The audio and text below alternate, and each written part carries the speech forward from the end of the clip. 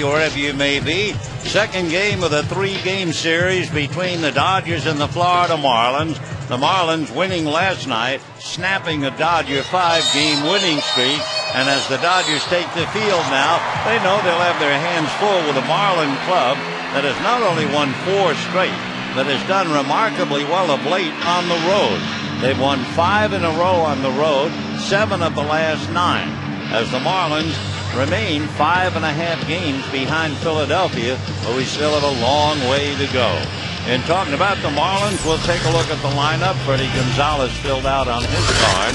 Chris Coghlan, who had that pinch hit home run last night, will be out there in left field. Emilio Bonifacio, who was in left field last night, takes over at third base. Hanley Ramirez at shortstop, followed by Jorge Cantu at first base. Jeremy Hermida, who had a pinch hit single last night to drive in a big run, he's in right field. Dan Uggla will be at second base. Former Dodger Cody Ross is in center field. John Baker will do the catching. Rick Vandenhurst on the mound. On the mound for the Dodgers, Hiroki Kuroda, the 34-year-old, last time out, allowed 3 runs in 5 innings, was not involved in the decision with Houston. He had a string of 30 1/3 consecutive innings without walking a batter, and it brings up a point for Kuroda. He had 4 straight games where he did not walk anybody. He has walked 2 in each of his last 3. All year, however, Hiroki has really never piled up the innings. He had 1 game where he went 8 2/3. That was against the Chicago White Sox. And he had 2 games where he went 6 and then 1 at 6 1/3. But all the others, 5 2/3, 4 1/3, 5. And the Dodgers hope that he'll pile up some innings tonight. The Dodgers with the leather back of Hiroki. They shape up this way. An outfield of Ramirez, Kemp, and Ethier. An infield of Blake, Percall, Hudson, and Loney. And the battery of Martin handling Kuroda. For the Dodgers, as they begin Game 2 of this series, they are also beginning a stretch of 20 straight games without a day off. Remember, they were off on Thursday. The next time the Dodgers have a day off will be the 13th of August on the road after a 3-game series in San Francisco before a 3-game series in Arizona. So with all of that, it's time now to concentrate on the ball game. Chris Coghlan, young fella out of Gettysburg, Maryland, who went to school at the University of Mississippi. Coghlan came up last night in the 8th inning and promptly hit a home run. So Chris hitting .252. Kuroda deals in the first pitch in for a strike, and the count 0-1. Coghlan, 5 home runs, 19 runs batted in. Ideal size, 6'1", 195, 24 years old, holds up on a pitch that's low, and a 1-ball, 1-strike count. Beautiful evening, temperature 75 degrees. Coghlan waiting, a first-round pick by the Marlins. The 1-1 pitch, he shows bunt and fouls it at the plate, so he'll be coming back. 1 ball and 2 strikes, the count to Chris Coghlan. 6 years ago, he was an 18th round pick coming out of high school by the Arizona Diamondbacks, but he opted to go to the University of Mississippi on a scholarship, majoring in liberal arts. And May the 8th, he made his major league debut. He went 2 for 4, scored a run, had a walk and a strikeout, and he's really just learning how to be a leadoff hitter. The 1-2 pitch on the way. Kuroda delivers, check swing on a pitch in the dirt. He's done, and Martin throws to first for the out.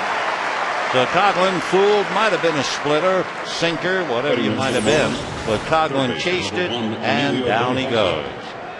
So 1 away, and Emilio Bonifacio coming up. So Kuroda starts off on a promising note as he strikes out Coghlan. Bonifacio checking in last night, scored twice, went 2 for 6, and promptly swings, fouls a pitch away, and the count 0-1. Bonifacio is an infielder who can play third and second, and is also learning to play the outfield. And where he played left field last night, he's at third base tonight. The strike one pitch on the way. And Kuroda delivers. Big bouncer off Kuroda's glove, deflected to the left side. No play for call. And Bonifacio is aboard with a comeback single off Kuroda's glove. And now the top hitter in the league, Hansley Ramirez, coming up as Kuroda unable to handle Emilio's comebacker. Ramirez has hit 6 straight. He was 1 for 4 last night, stole a base, scored a run, leading Miguel Tejada by 18 points, leading Albert Pujols by 20 points. A remarkable young ball player, one of the outstanding players in the game, without a doubt. And the first pitch coming up to Hanley Ramirez is fouled away. He was originally signed by the Boston Red Sox, and that brought him to join Manny Ramirez and Juan Ramirez, both of them from the Dominican. And Manny, as the veteran, took Hanley under his wing, gave him a bunch of bats, gave him a wristband with number 24 on it, and really tried to help the young fella at the beginning. And boy, after a while, he didn't need any help once he went to the Red Sox. So Ramirez hitting .347, 15 home run. Kuroda at the belt, looks over at Bonifacio, works his hitter and misses off the plate. 1 ball and 1 strike. Hanley Ramirez last year had 33 home runs, so he carries a lot of dynamite in that stick. Son of a car mechanic in the Dominican, and just does everything exceptionally well. Stole 51 bases 2 years in a row. Throw to first not in time. Stole 51 in 06 and came right back with 51 in 07. In fact, his speed could very well be a factor in winning the batting championship. He's had 16 infield singles already. And if you know Albert Pujols, he doesn't usually get any infield singles. So it's a big break to run as fast as he does. 1-1 pitch is a check swing, and they look down at first base. 2-1 the count. Hanley Ramirez, 6'3", a rangy 195, 25 years old. He was born 2 days before Christmas. 2-1 the count. Growing up, Hanley had a lot of posters in his room of Manny Ramirez. 2-1 pitch is taken for a strike. Throw to first. Not in time. Bonifacio back to the bag head first. He has stolen 18 out of 25. Meanwhile, Hanley Ramirez, on a 2-ball, 2-strike count, has only struck out 53 times. So you have the combination of a wonderful hitter and a very good base stealer, and we'll see whether Freddie Gonzalez decides to use that. Hanley has also grounded into only 3 double plays. So Bonifacio off the bag, inches away, Kuroda set, still looking over his shoulder, and the pitch is swung on and missed. And down goes Hanley Ramirez. A pitch down and away, and that wound up in the dirt. So both Coghlan and Ramirez strike out, and I think that was a splitter again. Wasn't just a straight fastball, that's for sure. So 2 out in the first inning, and here comes Cantu, the cowboy out of Reynosa, Mexico. He was born in Reynosa, moved across the border to McAllen, Texas. Dropped out of high school to play baseball, but again, he's a good lesson for youngsters. He dropped out, but then for 3 straight off seasons, he took accelerated classes, and good for him, he got his diploma. Kuroda ready, delivers, and it's lined down the left field line, landing safely, going to the box seats. Chasing it is Manny Ramirez. The relay now from Furcal to the plate is not in time. Bonifacio scores on a double by Jorge Cantu. So just like that, it's the Marlins on the board, leading 1-0 as Cantu doubles in Bonifacio. Ramirez played the wall and the ball perfectly, got it to Furcal, who made a great relay throw. However, Bonifacio runs so well. Remember, he was 18 out of 25 in stolen bases, and with 2 out, he's in there. So 1-0 in favor of the Florida Marlins, and now Jeremy Hermida, who appeared as a pinch hitter last night and had a big base hit in the 7th inning to break the tie. Hermida, left-hand batter, hitting .249. First pitch to him is a fastball away, 1 ball and no strikes. There's a note about the Dodgers. I'm sure they don't want to hear about it. But when the opposition scores first, the Dodger record is 15-21. 1 ball and no strikes to Jeremy. He takes an off-speed pitch, and that misses, ball 2. Hermida, a Georgia boy from Atlanta, lives in Marietta.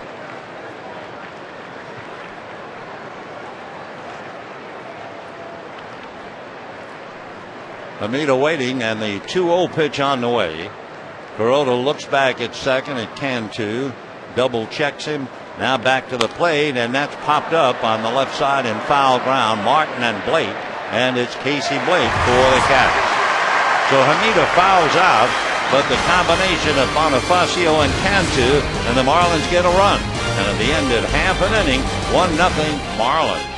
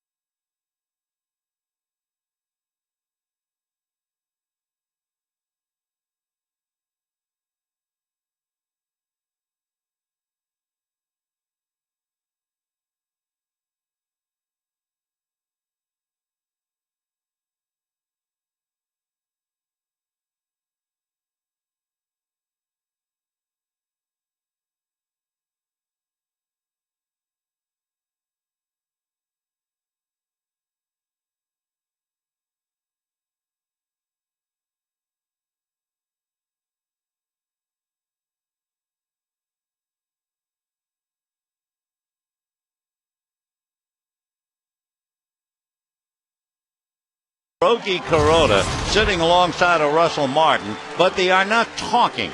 And there's a problem. It has been a problem ever since Hiroki came here. The fact that he does not speak English, and he has really not picked up much of the language from what I've been led to believe. Now, the Dodgers employ an interpreter to try and help him out, Kenji Kimura. But right now, he's just sitting there quietly. And it makes it very difficult for Rick Honeycutt or any of the other coaches to try and explain to Hiroki what's wrong. There is Kenji Kimura in the Dodger dugout, and for the moment at least far removed from Hiroki Kuroda. Meanwhile, on the mound is big Rick Vandenherk, and his first pitch is slapped foul by Rafael Furcal. Vandenherk is from Eindhoven in the Netherlands. Had Tommy John surgery. Big fella, 6'5", 200, 23 years old. Right-handed comes back 0-1, flips that for a strike, and the count 0-2. Last night, against an even bigger Josh Johnson, Furcal struck out his first 2 at-bats. Now he's in a hole as Johnson, with a big grin on his face, watches, and Furcal fouls it away, and the count stays 0-2. Rick Vandenherk working on Rafael Furcal. Marlins lead 1-0 in the first inning. Rafael batting .256. 5 home runs, 26 runs batted in.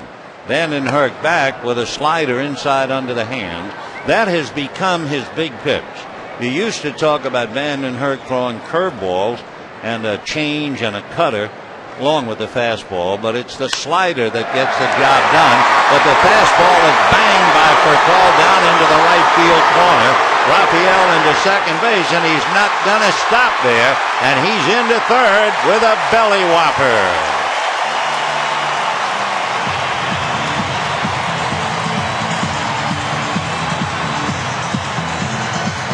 Rafael Furcal really letting out on his second triple. And we can take a quick look at the Dodger lineup. Now it'll be Hudson, Ramirez, and Ethier, Blake, Loney, and Martin. Matt Kemp will be batting 8th, and Kuroda batting 9th. So with the Dodgers down 1-0, Rafael Furcal opens up the game and triples into the right field corner. So now Hudson, Ramirez, and Ethier trying to pick him up. Last night, the first Dodger hit came in the second inning, and it was a triple to right by Casey Blake. So the pitch to Hudson, up the middle, base hit into center field. Furcal scores, and just like that, on a couple of pitches, the Dodgers get the tying run in. Now for Orlando Hudson, that gives him 50 runs batted in. But it's more than that, because the Dodgers now on a roll, and they have 5 men with 50 RBIs. Andre Ethier, James Loney, Casey Blake, Matt Kemp, and now Orlando Hudson. The Phillies trying to have 5. We don't know what Pedro Feliz did today, but we do know what Orlando just did. So now here's Manny Ramirez. Triple, single, 1-1 first inning. Rick Vandenhurst, big right-hander out of a set position, comes to the plate, and the fastball in for a strike, 0-1. Vandenhurst missed time with the Marlins during spring training. He was pitching for the Netherlands in the World Baseball Classic. His coach was Bert Blyleven, the most famous of the Netherlands athletes. Strike one pitch coming up to Manny, and that's down and away. Blyleven, 22 years in the big leagues, won 287 games, 3,701 strikeouts, and a great ERA of 3.3. And among other things, if you say to older players, Bert Blyleven, the first thing they're going to tell you, curveball. He had one of the great ones. 1-1 pitch is instead a throw to first. Orlando Hudson back. By the way, we told you Hudson got the RBI for 50 RBIs. Well, Pedro Feliz had 2 RBIs today, so he now has 51. So both the Dodgers and Phillies have 5 men with at least 50 RBIs. The 1-1 pitch to Manny Ramirez. Fastball hit to dead center. Going back, it's playable. Is Cody Ross to make the catch. And Hudson holding at first. Dodgers right fielder, number 16. So one away, and Andre Ethier coming up. If you are old enough, or if you are a student of World War II, when I mention where Rick Vandenhurst is from, it might ring a bell. It did with me, although I couldn't flesh it out. He's from Eindhoven in the Netherlands. And so I asked Rob Menschel, would you get on your computer and find out a little bit about Eindhoven, because somewhere in the back of my mind it was extremely important in World War II, and it was indeed. So we'll tell you about it if we can. And waiting at the plate now, Andre Ethier, who takes off the plate. He's hit in 5 straight. Ethier last night had 2 doubles and a single. First of all, the city of Eindhoven was bombed almost constantly for about a week. The town virtually disappeared. The 1-0 pitch to Ethier, line drive foul down the line. And what they were doing, they were preparing an assault of paratroopers. September the 17th, 1944, thousands of paratroopers descended from the sky to land up to 150 kilometers behind enemy lines. What they wanted to do was secure bridges across the rivers in Holland so the Allied Army could get behind the German defense. That, of course, would be the famous Siegfried Line. Throw to first. Hudson back on the bag. The operation was called Operation Market Garden. After all the bombing, after all the men who parachuted into Eindhoven to get the bridges, it didn't work. Throw to first, again not in time. You may remember the book, the movie, A Bridge Too Far. Well, that bridge too far was at Arnhem, right outside of Eindhoven. And after 10 days of bitter fighting, the remainder of the 1st British Airborne Division was lifted. They pitched Ethier's low ball 2-2-1. And of course, involved in that 73-day battle of Hell's Highway, as they call it, the United States Army's 101st and 82nd Airborne Division. So anyway, that's Eindhoven, which has been completely repaired. 2-1 pitch is left to right, down the line, hooking, foul. Boy, did Ethier ever jump on that thing. And the count, 2 balls and 2 strikes.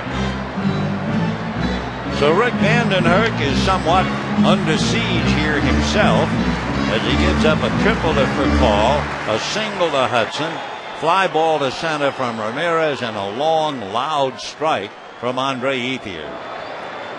Rick's father, Wim, was a baseball player in the Netherlands and runs a baseball academy there. His 2-2 pitch on the way is a throw to first. So, of course, he grew up playing baseball, and his dad teaching him along the way. They say his room in Holland is like a baseball shrine, jerseys, bats, and balls. His 2-2 pitch coming up. Rick ready. Here he comes with a fastball fouled away. In fact, they say when Rick Vandenherk was a little boy, he would sleep with his cleats on one side of the pillow and his glove on the other. Dreaming big dreams, and here he is. Signed with the Marlins when he was 17 years old. 2-2 the count to Andre Ethier. Right-hander delivers, fastball, sliced foul down the left field line. That'll go out of play. So it's still 2-2. So in the first inning, Bonifacio singled off Kuroda's glove. Cantu doubled him home. In the bottom of the first, Furcal triples, and Hudson singles him home. So we're 1-1 in the first inning with 1 out. Ethier with Casey Blake on deck.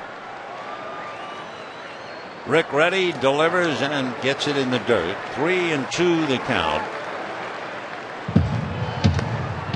So sliders ahead of the curves as his pitching changes a bit. First time he pitched in the big leagues was in 2007, and his mom and dad and sister traveled 16 and a half hours to get to South Florida from Holland to see him pitch. Now the 3-2, there goes Hudson, then the pitch is fouled away again. Still 3-2. Andre Ethier batting .263, 20 home runs, 61 runs batted in.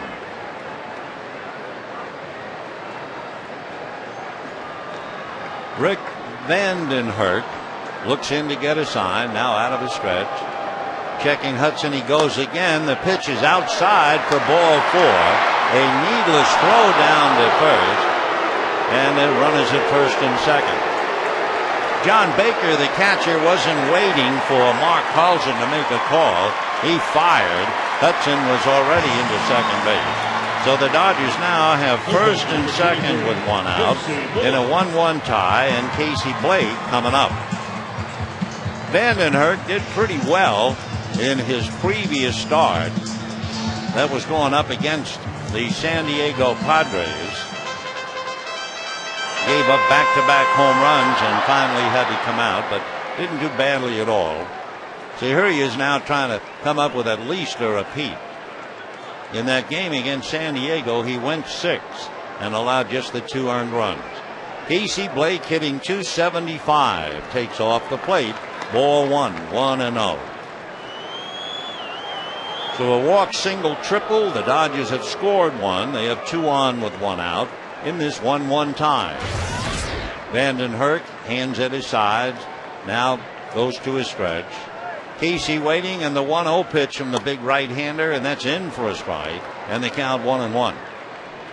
Rick had bouts of biceps tendonitis at the end of the 2005 season, That's when he had the Tommy John surgery, and he missed at least half of 2006. Then came back last year and had some more trouble with the ulnar nerve, but this time, fortunately, no second surgery. 1-1 pitch is a fastball low, ball 2-2-1. So Vandenhert, the kid from the Netherlands, against the boy from Tokyo, Hiroki Kuroda. What an international flavor baseball now delivers to the fans around the world. Originally signed by the Marlins 7 years ago, Vandenhert out of his stretch, checks the runners, 2-1 pitch, and that's in for a strike, and the count 2-2. Final game of the series tomorrow, and then the Dodgers hit the road. Again, that stretch, 20 games. And when they go out on the road, they'll be playing all night games, which is a break. 2-2 pitch is swung on and fouled off to the right. Baker comes over, but that's well back into the stand. The Dodgers have a hot weather trip, but Joe knows it well. He spent a long time in St. Louis and in Atlanta. Well, all 4 games in St. Louis are at night, and all 3 games in Atlanta at night, because Sunday is a network game that will begin at 5 o'clock our time. So that avoids some of the heat, but certainly not all of it. 2-2 the count to Casey Blake. Right-hander ready and deals, swung on and missed. Letter high fastball at 93, and down goes Casey.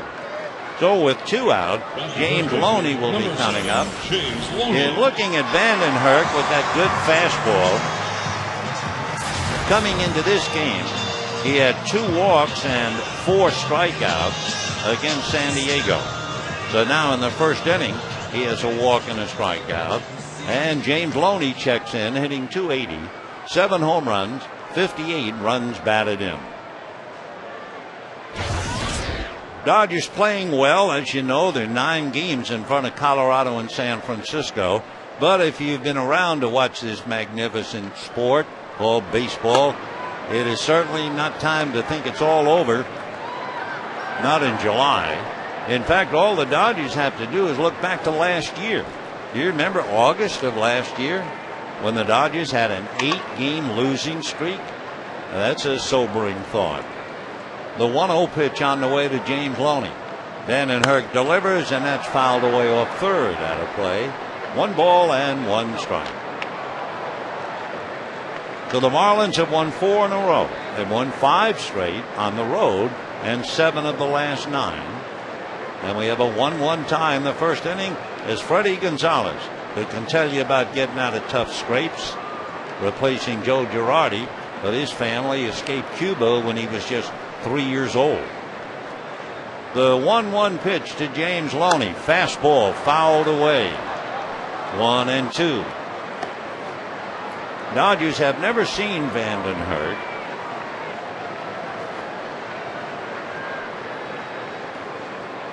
So Rick pulls at the bill of the cap. Now heaves a sigh, looks in to get a sign. Hudson at second, Ethier at first, 2 out. 1-1 tie. Out of a stretch goes Vandenhert. Vandy ready, and his 1-2 pitch, fastball just inside. Hit 93 on the gun and tried to get the inside corner, couldn't quite do it. So deuce is wild. 2 balls, 2 strikes, 2 outs. Somewhat of a wild first inning. Each team scoring a run. Vandenhert again, a long look into John Baker. And the 2-2 pitch to James Loney. Vandenhert ready. Here he comes. Fastball fouled away off third. Actually, Loney fought it off. It was a 93-mile-an-hour fastball. And like good hitters, and it's always a mark of a good hitter, there are some pitches they just can't handle, but they always manage to at least foul it off. John Baker going out to talk to his big pitcher.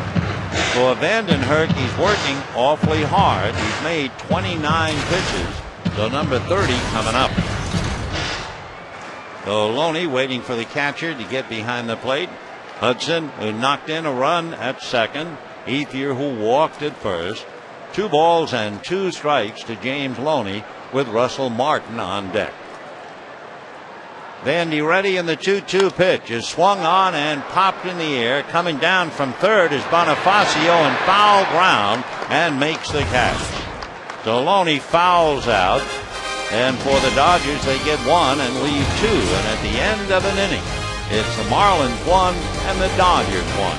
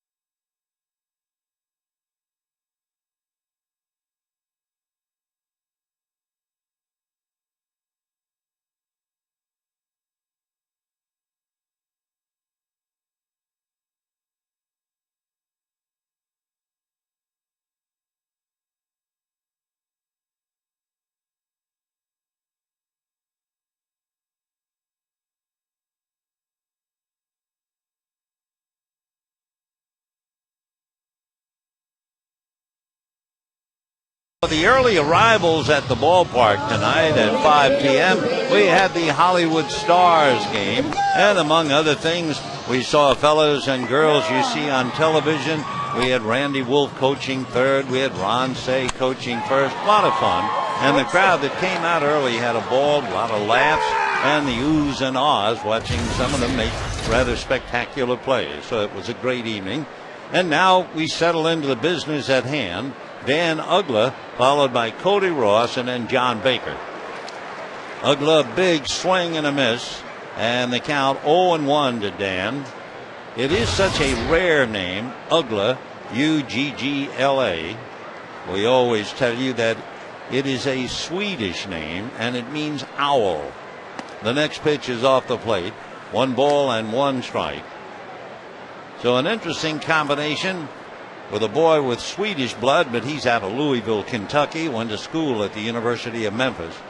The 1-1 pitch waved at and missed. Uggla struggling with the bat. In 2008, he hit .260. His first year with the Marlins, he hit .282. Hitting only .229 right now. And the 1-2 pitch coming up, and it swung on and missed, and down goes Uggla. And that's one of his problems anyway. He strikes out a lot. So Uggla goes down. That's 85 strikeouts for him already. But of course, last year, Uggla struck out 181 times. So he's really on the beam to do that again. 3 strikeouts for Hiroki Kuroda. And here's Cody Ross. Ross, former Dodger, hitting .267. Cody with 14 home runs. 52 runs batted in. A lot of scouts think he reminds them a bit of Craig Biggio. And of course, that's a great way to play this game as Ross takes off the plate. 2 balls and no strikes. At a Carlsbad High School in New Mexico. Still lives over there. With the Dodgers in 2005 and for a little bit in 2006. 2-0 pitch. Fastball jumps in for a strike. And the count 2-1. 1 out, second inning, 1-1 tie. So we're really just starting. Kuroda rocks turns, and the 2-1 pitch on the way, foul back. You know, a little while ago we were talking about the fact that Kuroda does not speak any English, and I don't believe he understands very much, so he needs Kenji Nomura. And of course they had to pass a rule to allow Nomura and other translators or interpreters to stay in the dugout. The 2-2 pitch on the way, and that's low. However, when there's a meeting at the mound, Nomura cannot go out there. So Torrey or Honeycutt, Martin, they'll go out and try somehow to get their ideas across.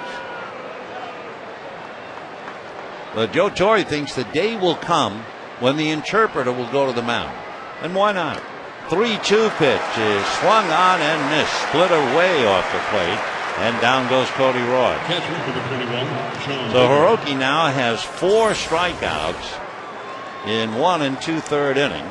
And the batter will be John Baker. Kuroda's had 1 big strikeout game. That was against the White Sox. He went 8 2/3 and struck out 9.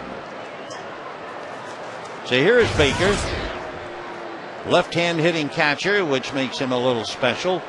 And he looks at a strike, and the count 0-1.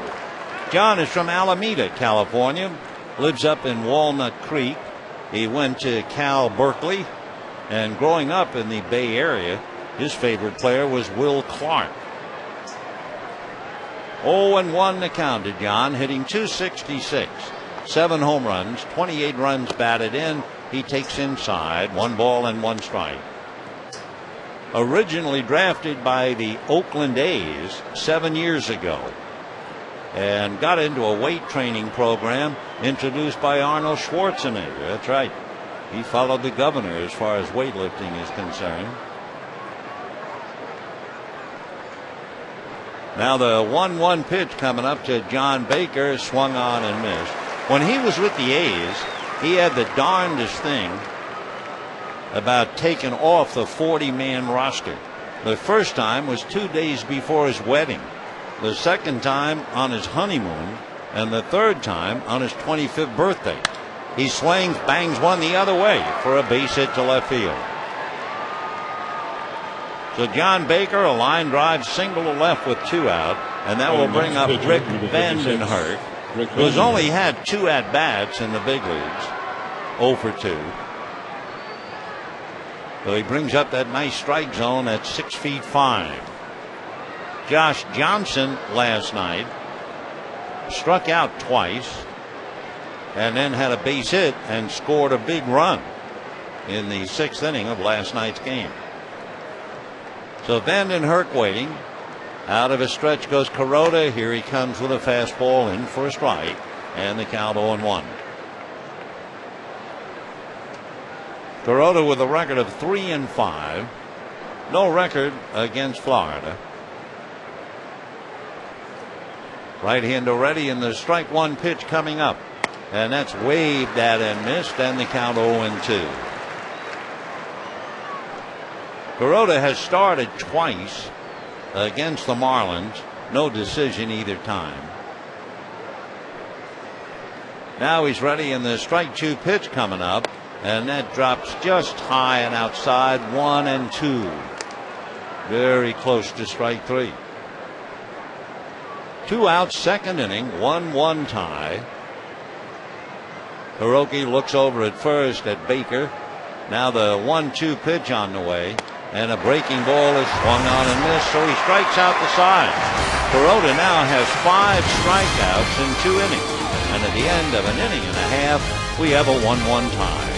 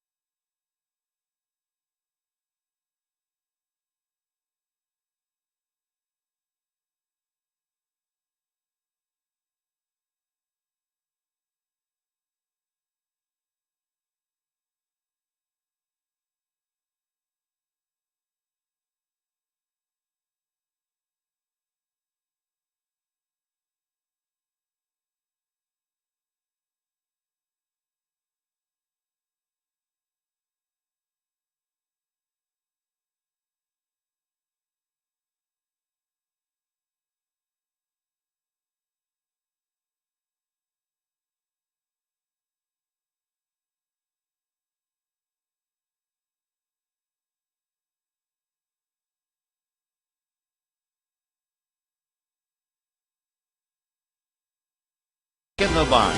Right now, get the $2.99 big deal featuring a cheeseburger, a taco, small fries, and a small drink for just $2.99. Bottom of the second inning on a beautiful summer's evening. We have a 1-1 tie. Temperature in the middle 70s at the start of the game.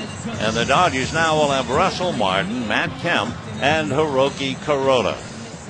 The final game of the series and of the homestand tomorrow, Chris Volstad and Jason Schmidt. The Volstad, who has the chart, making pitches, made his debut against the Dodgers, but we'll talk about that tomorrow. Russell Martin takes up and in, ball one, 1-0. Martin batting .259, 2 home runs, 28 runs batted in. Van der Hoeven ready and comes back 1-0, and the fastball is off the plate. 2 balls and no strikes. So Martin trying to get something started here in the second inning. Van der Hoeven ready and comes back with a pitch high, though he's behind 3-0 to Martin. Russell hitting a solid .273 during this long homestand. The 3-0 pitch on the way is down the pipe, 3-1. .273 in the 7 games since the break, and Van der Hoeven now looks in, ready, and the 3-1 pitch swung on, ground ball to the right side. Danny Uggla is up with it to throw him out, and we have 1 away here in the second inning. That'll bring up Matt Kemp. Number 27, Matt For the Kemp. Dodger hitters, they have never faced Vandenhurst before, and vice versa, of course. Matt hitting .316, 13 home runs, 55 runs batted in.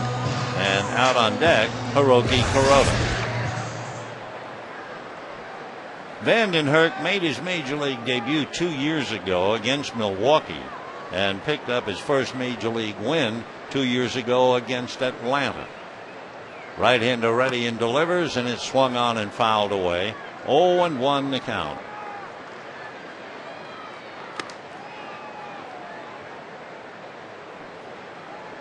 So Matt, day in and day out, blossoming more and more as an outstanding player.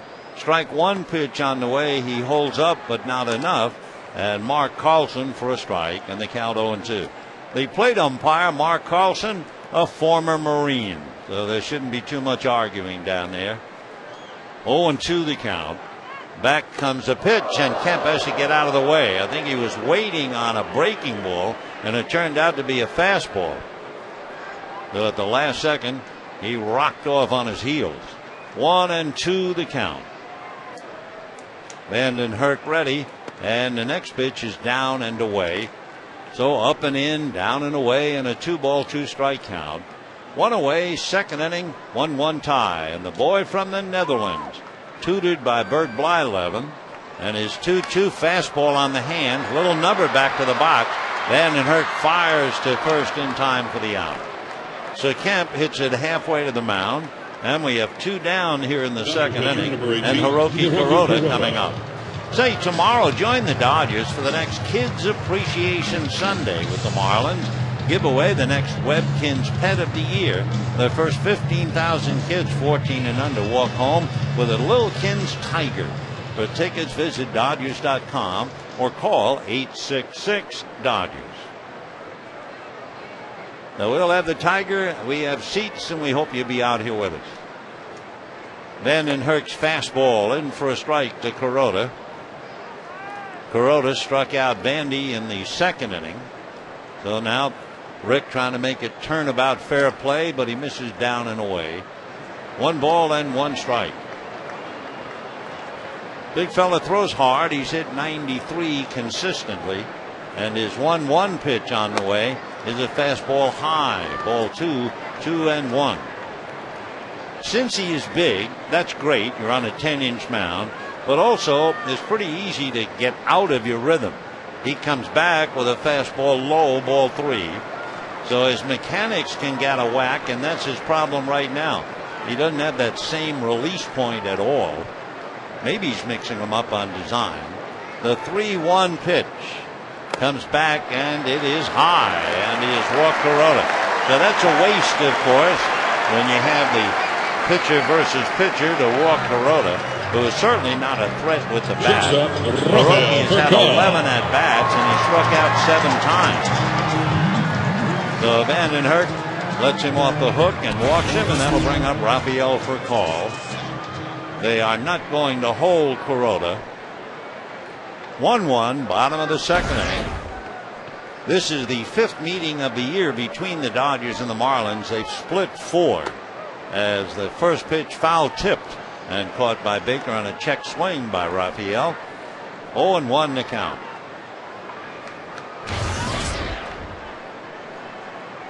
No balls and 1 strike. Out of a stretch goes Vanden Hurst. Ready and comes back. Fastball foul back into fastball alley. And a no ball 2 strike count.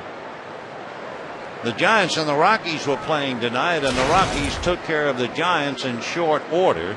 They were all over no-hit pitcher Jonathan Sanchez, and the Rockies beat the Giants 8-2. Jorge De La Rosa picked up the victory. Troy Tulowitzki, a 3-run home run. Strike 2 pitch in the dirt, kicks off to the left, and down to second on the wild pitch goes Kuroda. For Vanden Hurst, that would be his first wild pitch. So as we said, it looks like he's having trouble finding a slot. And he has a breaking ball that goes in the dirt and then hits Baker right in the mask and kicks way off to the left. So 1-2 for call in this 1-1 tie, bottom of the second. A look back at Kuroda, and the next pitch is whacked to right. Hermida, however, is there to handle it. So Furcal hits it right on the screws, but right at the right field. No runs, no hits, a man left. At the end of 2, a 1-1 tie.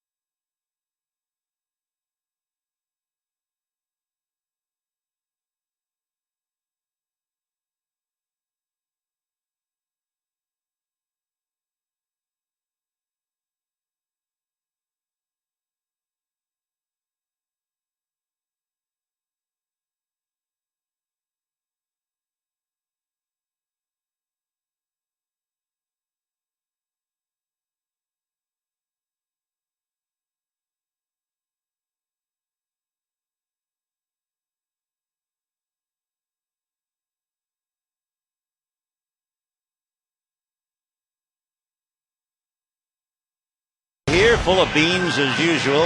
In fact, a trio, 2 boys and a little girl. The girl was taking a beauty nap. Another little one wiggling in Dad's lap. It's great to have them here. And if you make your plans, I hope you'll include us in them tomorrow. And for sure, bring the kids with you. Meanwhile, in a 1-1 tie in the 3rd, it'll be Chris Coghlan, followed by Emilio Bonifacio, and then Hanley Ramirez.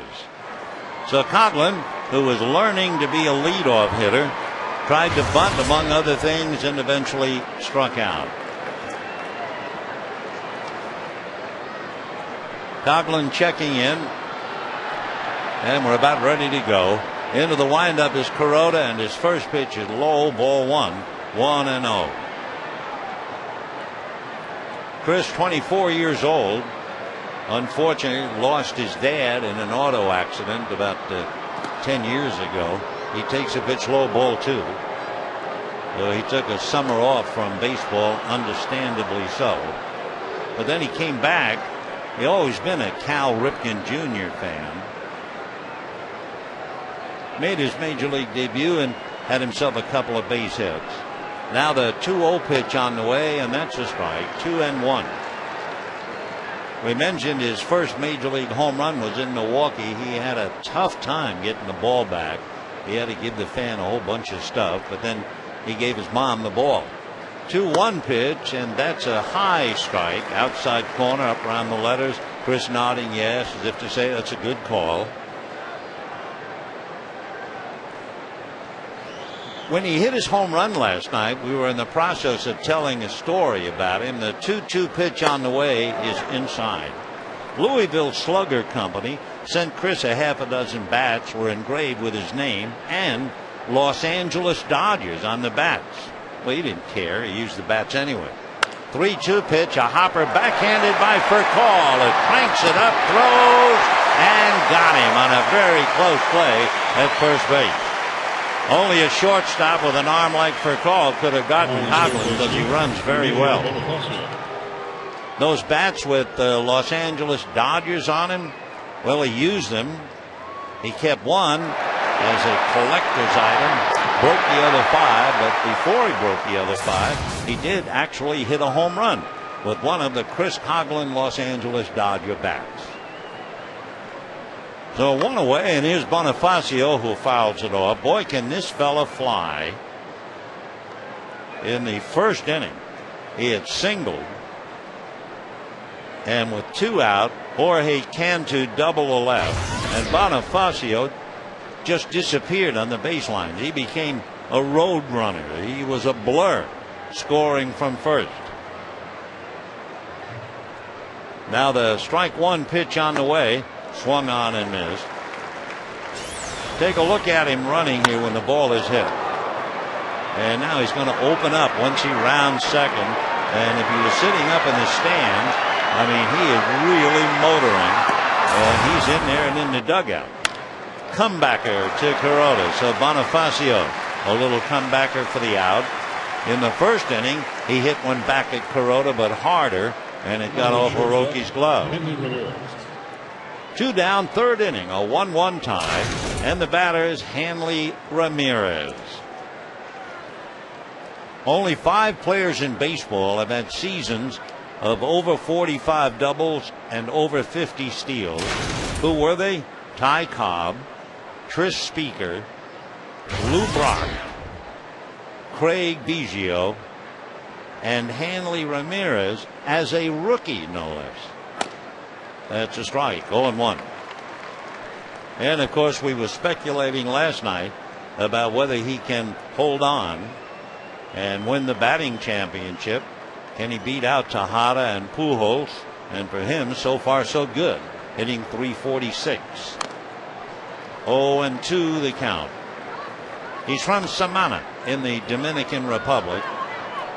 6'3", 195, and he's only 25.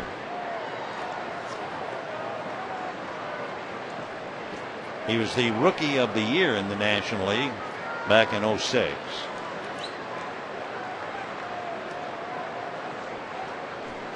Now the strike 2 pitch on the way, and that's very high. 1-2 the count. 3 years ago, Ramirez set a Marlins record for leadoff home runs. Devon White had belted 4 in his career. August of '06, Hanley hit his 5th. The 1-2 pitch. Check, outside corner, swing, says first base umpire Bob Davidson. Hanley Ramirez wisely doesn't say anything. Down go the Marlins. 6 strikeouts for Kuroda in a 1-1 tie.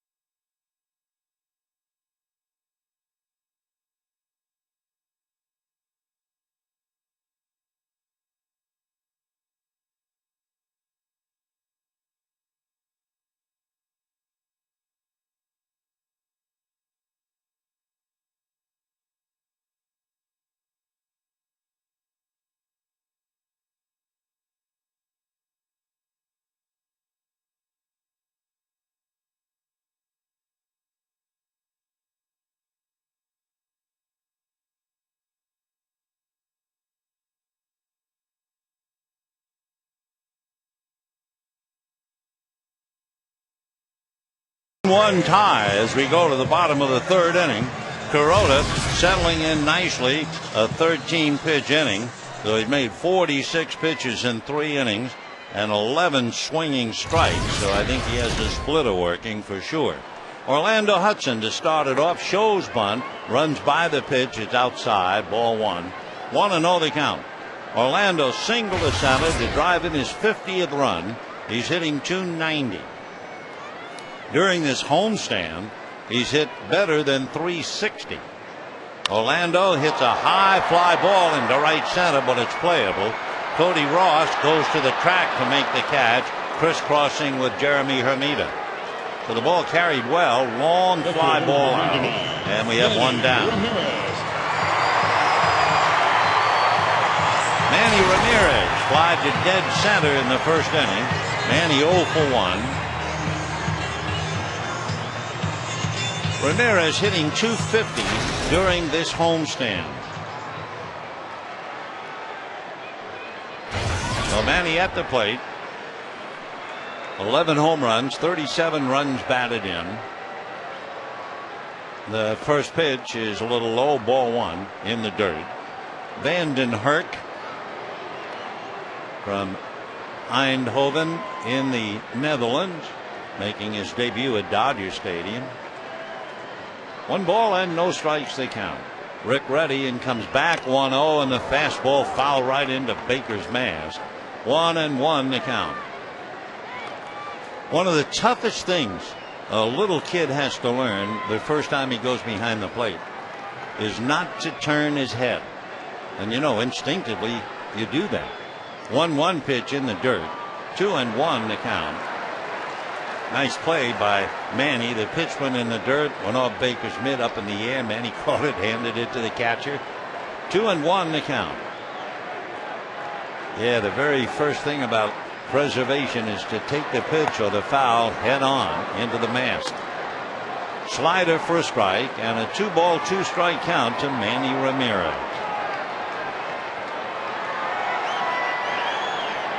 Vanden Hurk ready, and the next pitch on the outside corner at the knees. Strike 3 called. Good fastball, and Manny caught looking. So that would be the second strikeout for Vanden Hurk, and the batter will be Andre Ethier. No argument for Manny. He goes right back in the dugout. Marlins and Dodgers each scored a run in the first inning, and here we are in the bottom of the third. Vanden Hurk ready, delivers, and it's going to be hit down the left field line, going into the corner. Extra base hit.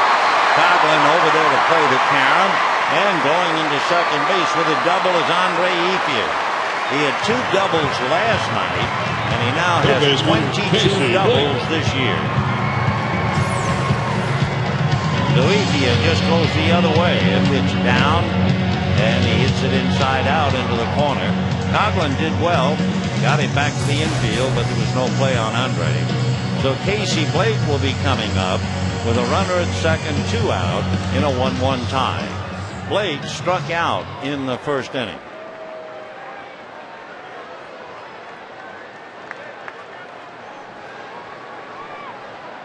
Vanden Hurk looks in, getting a sign, now checks Ethier. Big right-hander delivers very high, just about over Casey Blake's head. That brought Baker up in a hurry. 1 ball and no strikes to Case, hitting .274. 12 home runs, 57 runs batted in. Blake waiting. Vanden Hurk out of a set, comes back with a fastball on the inside corner, and a 1 ball, 1 strike count. The fastball that time dropped down a bit. That was at 88 on the gun. Dodgers 1, Marlins 1 in the third. And the 1-1 pitch coming up. Fastball, pop foul off to the right and out of play. And that was more like his usual fastball. That one was 93. The 1-2 to count. Vanden Hurk really singing the praises of Bert Blyleven. At one time, Vanden Hurk was a catcher. but the head of Marlins International Scouting of the one, he suggested that Van and Herk go to the mound, and it's really paid off. The 1-2 pitch coming up. Bandy delivers, and it's slap foul down the right field line, deep in the lower deck. Still 1-2.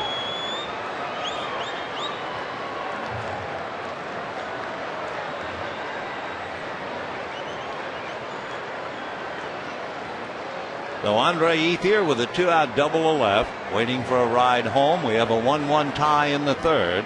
And the 1-2 pitch to Casey Blake. Fastball got him on the inside corner. So Van den Herk comes up with his third strikeout, getting Casey Blake twice.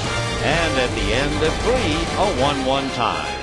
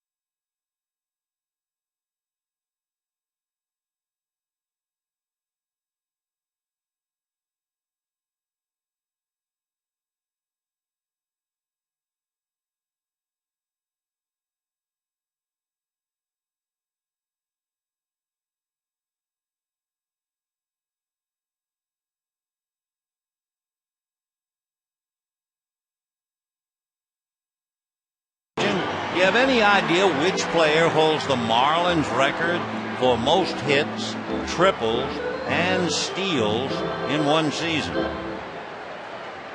Well, we'll give the answer in a little while. That's kind of tough. 1-1 in the fourth. Jorge Cantu will start it off. And Cantu became Can-Do in the first inning when he doubled a left to drive in Bonifacio. The Cowboy from Reynosa and McAllen, Texas. We say that because his dad has an 8,600-acre working cattle ranch. Jorge a strike, 0-1 to count. And in the offseason, he spends it on the ranch on his horse. In the dirt, 1 ball and 1 strike. Jorge 6'1", 190. Originally signed by the Devil Rays. Went from the Devil Rays to the Reds and then to the Marlins. 1-1 pitch. In at the knuckles. 2-1. About 2 years ago, Cantu began converting some of his father's unused acreage into a white-tailed deer reserve, fencing it in, etc. Next pitch low. Want to get hunters from all over the world at the place.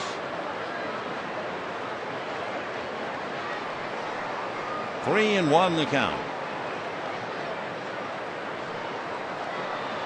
Cantu hitting .289. And he's aboard.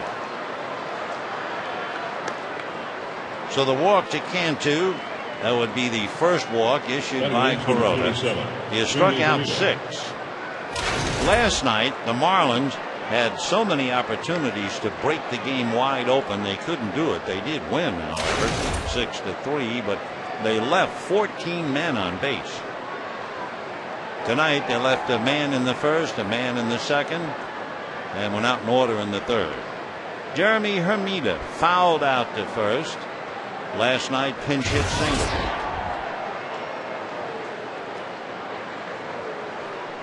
Hermida is really a rare player for what happened to him. He takes ball one. It was 4 years ago, and he was playing against the Cardinals, and he became the first ever in Major League history to hit a pinch hit grand slam home run in his first big league at bat. I mean, just think about that.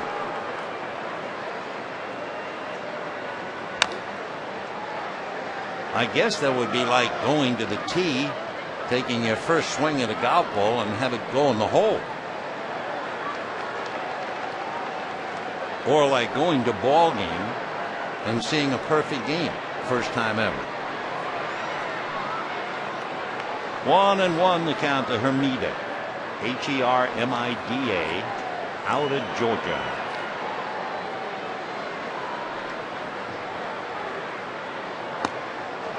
One and two, hitting .248.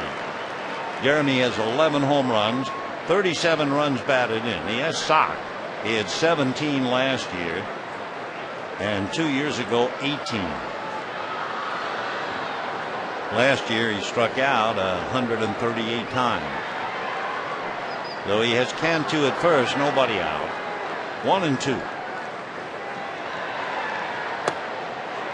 Breaking ball just missed. 2-2.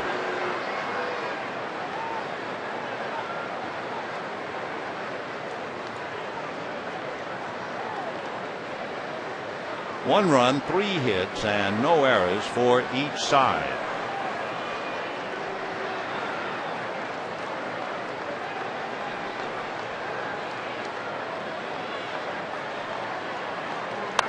Fouled away.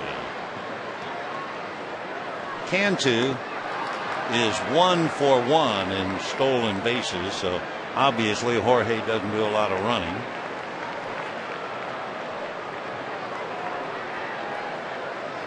Checking with Bo Porter over there in the third base coaching box. Bo was a wonderful football player, defensive back at Iowa, and played in the Rose Bowl. 2 balls and 2 strikes.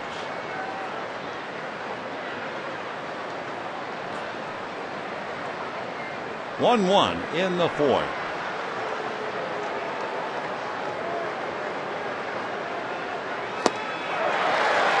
So Kuroda is really on a strikeout tear now as he sends Hermida back to the dugout. 7 strikeouts for Kuroda.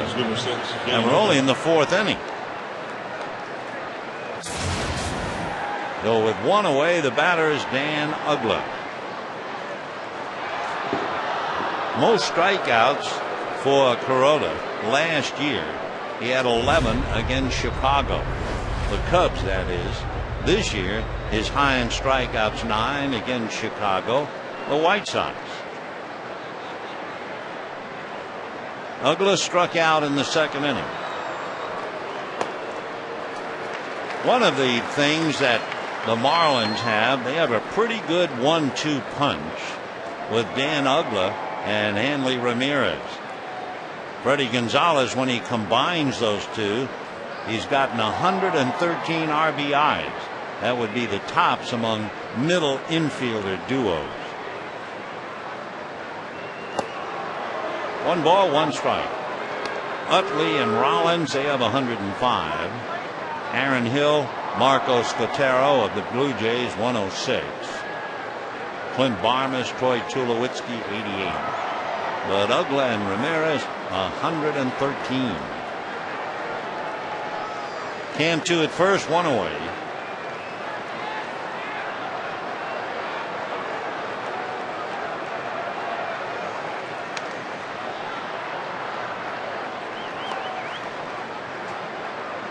One run, 3 hits.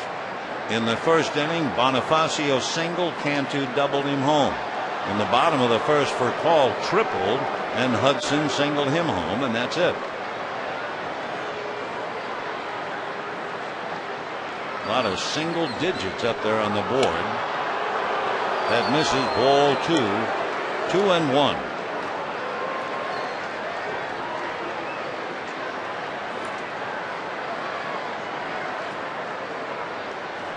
Uggla was originally signed by the Arizona Diamondbacks and spent 5 years stuck in Double-A. Finally got traded, and he's been in the big leagues with the Marlins ever since. 2-1. Inside corner, 2-2. 2 years ago, Uggla really broke in with a bang. He had 83 extra base hits. Of course, the great Rogers Hornsby did that twice. But to get your name linked with one of the greatest right-hand hitters to ever play the game, that really gets your attention. 2-2 to Dan. 5'11", 200-pounder. Ball 3. Now with Uggla, you check his numbers. He has struck out 85 times. He leads the Marlins in strikeouts. You have Cantu with 1 out on a full count, who has stolen only 1 base. So it's pretty hard to play run and hit, but let's see what Freddie does.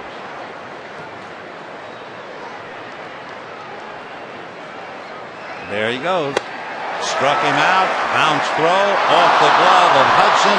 Little bit of collision, and moving to third is Cantu. So that's a gamble. Wow. Because the numbers told you that that's a bad play. And Uggla does strike out, but Martin does not make a good throw. Hudson's unable to handle it on a bounce. And Cantu, who might very well have been out, but the ball bounced over Hudson's glove. So I would say, for the moment at least, Freddie Gonzalez is very fortunate.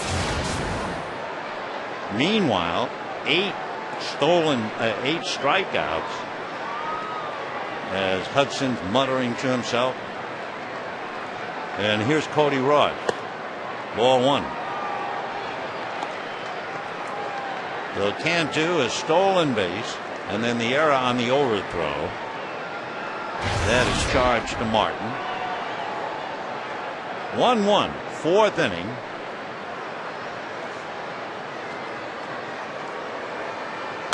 Foul back, 1-1. We always check whenever any pitcher is faced with a runner at third base. And for Kuroda, he has 4 wild pitches. So a lot of pressure right now with Cantu at the bag, although he is not a fast runner. So the Marlins really got away with something on that 3-2 pitch. We'll see what they do with it. That's ball 2, 2-1 to count.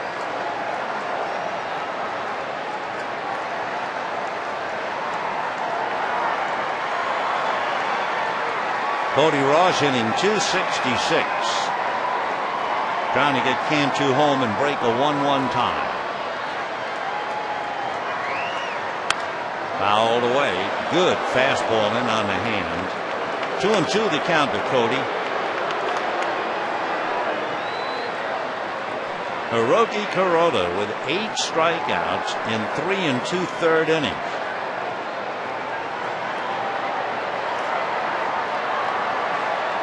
Cody Ross only 5'9", about 205 pounds.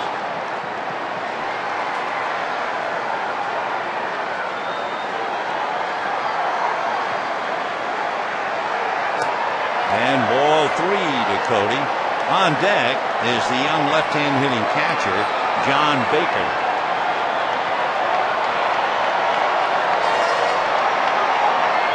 Three and two out. Cantu at third and a 1-1 tie in the 4th.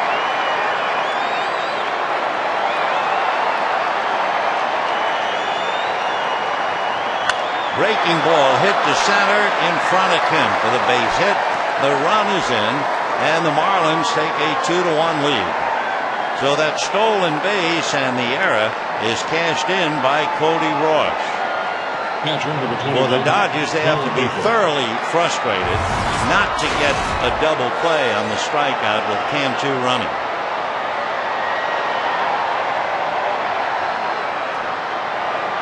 So Cantu getting 5s in the dugout. 2-1 in favor of Florida, trying to win their 5th in a row. More than that, trying to win their 6th in a row on the road. And here's Baker, who singled to left field in the 2nd inning. Foul ball, 0-1 to John.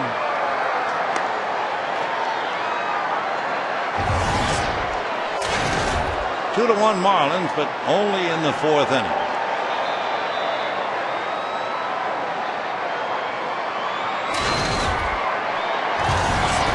Baker got his first major league hit, a home run. Little nubber back to Corona. So what appeared to be a bad gamble, and it got away, and so did the Marlins with a run to take a 2-1 lead.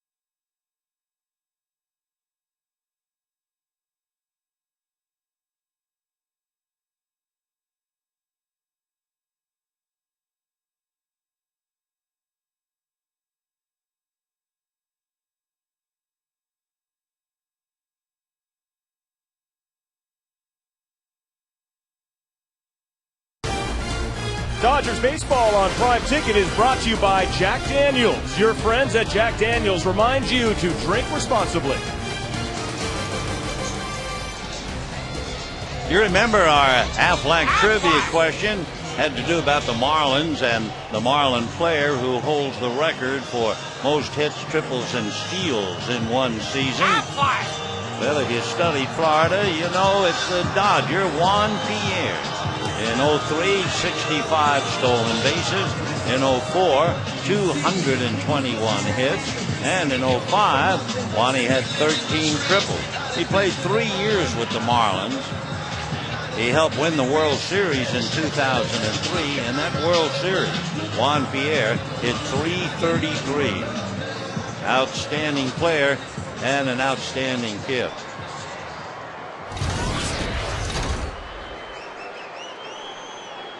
Bottom of the fourth inning, 2-1 in favor of the Marlins, with Loney, Martin, and Kemp in that order, and that's ball one.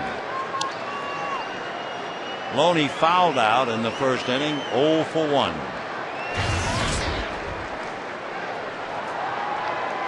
The Marlins scored 6 runs last night.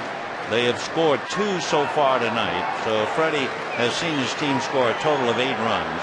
6 of the 8 runs have come with 2 out. That's a lot of tough hits. 3-0 to James. 2 runs, 4 hits for the Marlins. 1 run, 3 hits for the Dodgers. He's aboard. So Vandenberg has walked 3. He's allowed 3 hits and 1 run. Russell Martin. Dodgers left 4 men in the first 3 innings. And here is Martin, who grounded out in the second inning. Martin angry at himself because he had Cantu dead to rights, only to bounce the throw, and Hudson couldn't come up with it. And Cantu eventually scored to break the tie. 1 ball and no strikes. Russell checking again with Larry Baugh. Loney also figuring out what they want. Martin has had about 360 plate appearances, and he has struck out 56 times. Ball 2. So Vandenberg's been fighting his control. has walked 3, has struck out 2. In comparison, Sirota has walked 1, struck out 8, and that 1 walk has scored to put the Marlins out in front.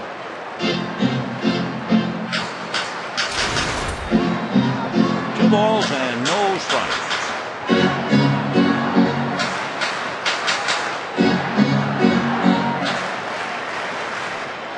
Martin with Matt Kemp hitting back of him. That's a strike. 2-1. Now on a 2-1 count, that's always been a manager's count.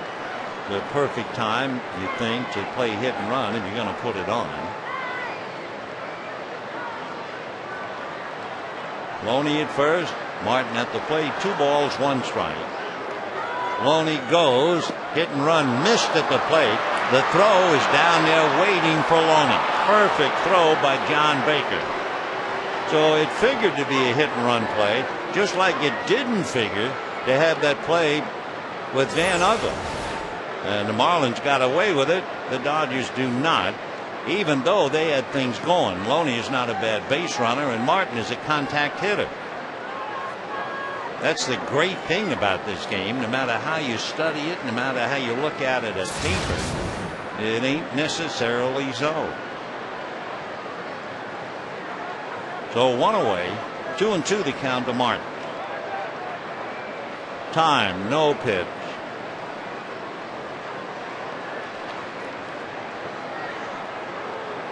One away here in the 4th inning. Marlins 2, Dodgers 1. Fastball hit to center and deep. Back goes Ross at the wall to make the catch. The Russell Martin, a long out to Cody Ross. 2 down in the 4th inning. So for Martin, that has just 2 home runs, he hit that thing right on the button, but as the players say, that's warning track power. 2 out. So the batter is Matt Kemp. Little pat on the back from Casey Blake. Well, Martin right now is an unhappy camper for sure for a couple of reasons. Matt Kemp hit back to the box in the 2nd inning. And that's a strike. 0-1, little slider. He thought of himself as a curveball pitcher, but not anymore. His number 1 pitch is the slider. Strike 1 pitch. Drops that in there. 0-2.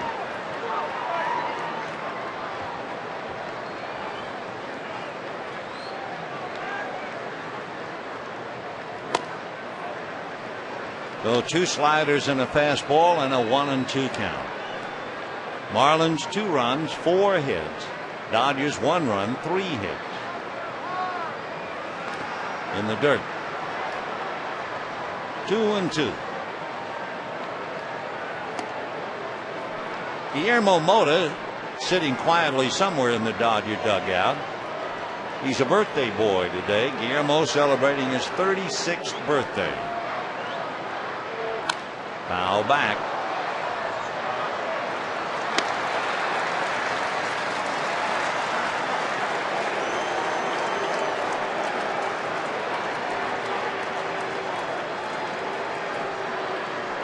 Two balls, 2 strikes, 2 out. Bases empty, 2-1 Marlins, 4th inning.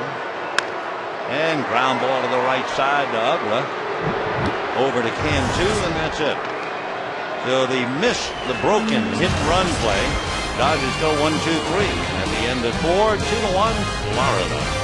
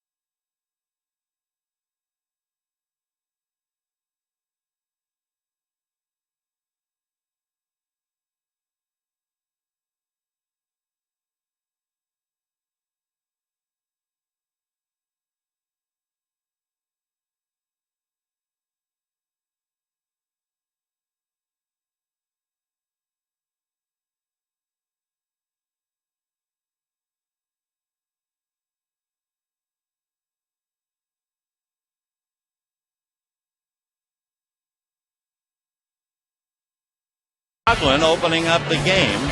Then the next hitter was Ramirez.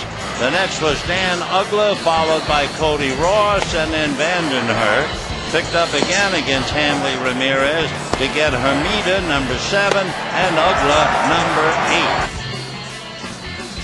8. Nevertheless, with all of his strikeouts through 4 innings, Hiroki Kuroda goes to the mound in the 5th inning, trailing 2-1. Kuroda now will be facing Vandenhurst, his opposing pitcher, then Coughlin and Bonifacio. Marlins 2 runs, 4 hits. Dodgers 1 run, 3 hits. Ball 1. Vandenhurst struck out in the 2nd inning. Fastball strike. 1-1.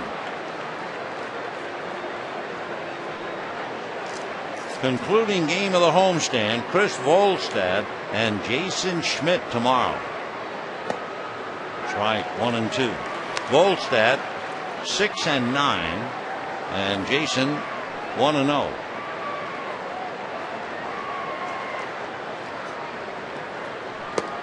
Check swing. It'll be a strike. Down he goes.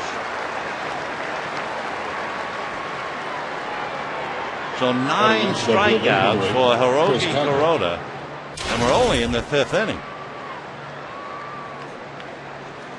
Chris Coughlin struck out to start the game and grounded out in his 2nd at bat.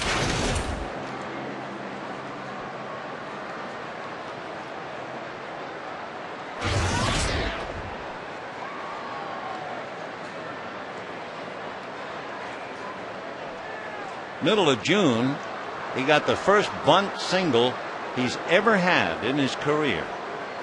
And now that he's learning the leadoff role, he might try it again. Been playing professionally for 4 years. Got his first bunt. This time chopper to Hudson. 2 out in the 5th inning. Emilio Bonifacio, who singled, scored a run, and last time up hit back to the box. Bonifacio from Santo Domingo. When he was in the Arizona farm system, and he was originally signed by the D-backs in 2001, he spent 2 years with Brett Butler as his manager.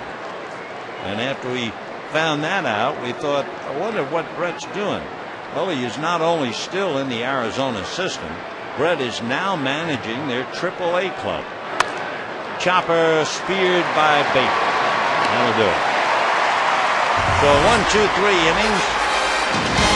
And we have 4.5 innings in the books. Marlins 2, Dodgers 1.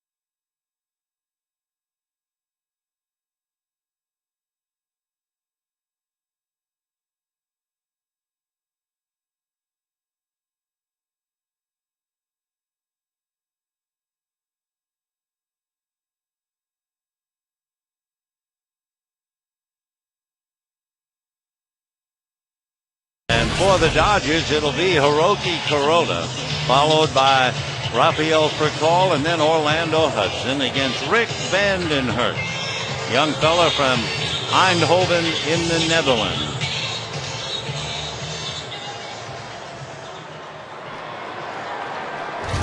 Kuroda walked in the second inning. And ball one. 2 runs, 4 hits for the Marlins. 1 run, 3 hits for the Dodgers. And of course, you know the Dodger record in 1-run games at home. They're 15-2. That's right. So Joe Torre trying to see his ball club get to 27 games above 500. Fouled away, 1-2.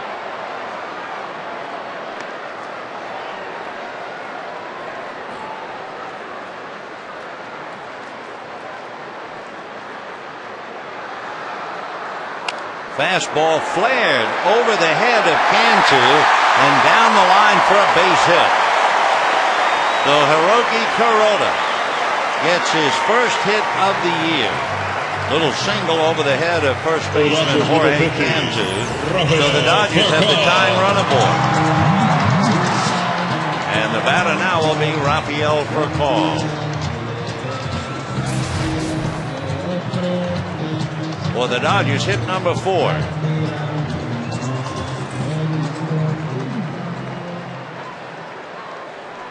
We're in the bottom of the 5th inning with the Marlins leading 2-1, but the scoreboard is discouraging the Dodger hitters. They've already put a 0 up.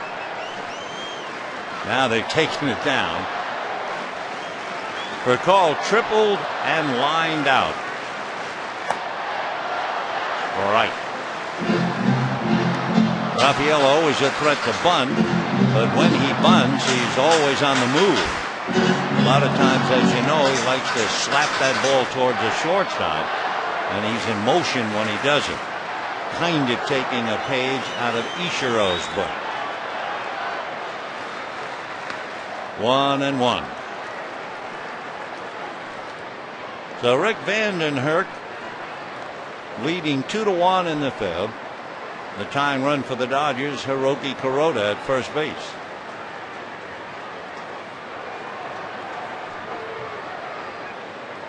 One ball, 1 strike.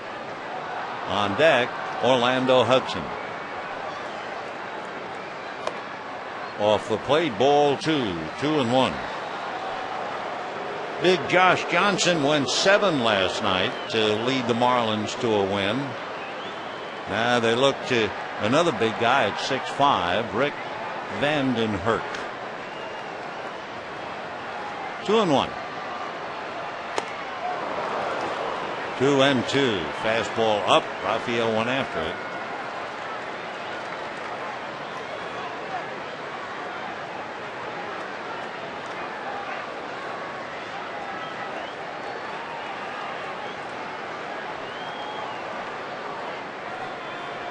Furcal hitting .257. Ground ball to Uggla. Quick feed to Ramirez. Quick throw to first and double play.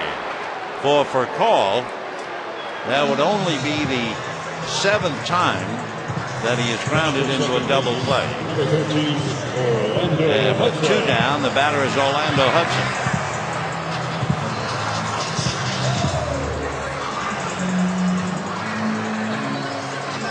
So here's Hudson, who singled to center to drive in a run and fly to center.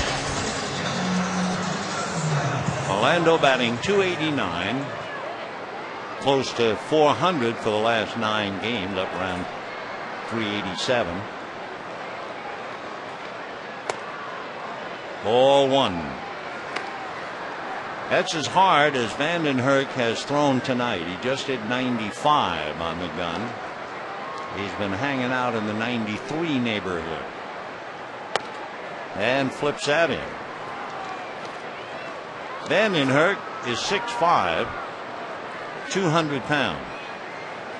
Johnson last night 6'7", and at least 250. One hopper into right field. So Orlando continues his hard hitting as he goes 2 for 3, and that'll bring up Manny.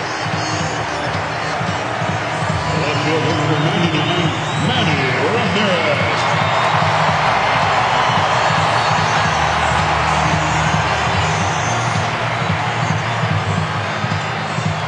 You know, it's the old story.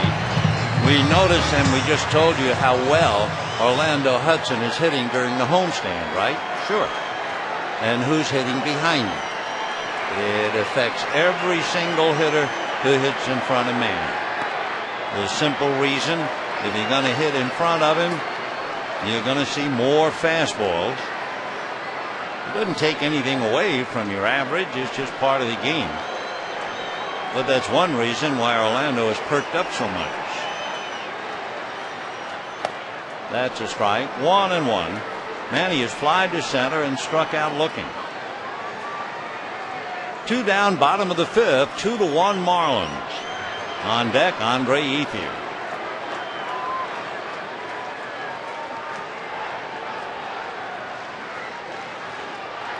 Fastball. That's a fair ball. What a long throw in time. Wow.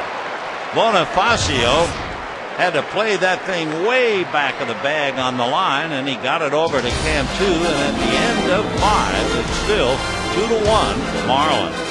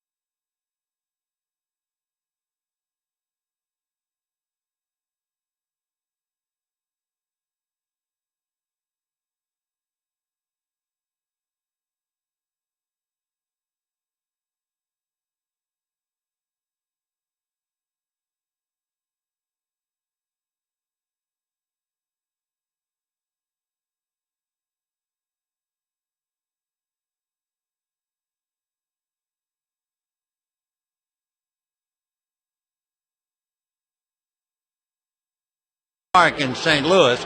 Don Drysdale facing Stan Musial, who hit a 2-run home run. Dodgers won the game 5-2. Musial became the greatest RBI man in the National League. He broke Mel Ott's record. He was unbelievable. You know, he had 3,630 hits, 1,815 home and on the road. Let's go back to this one.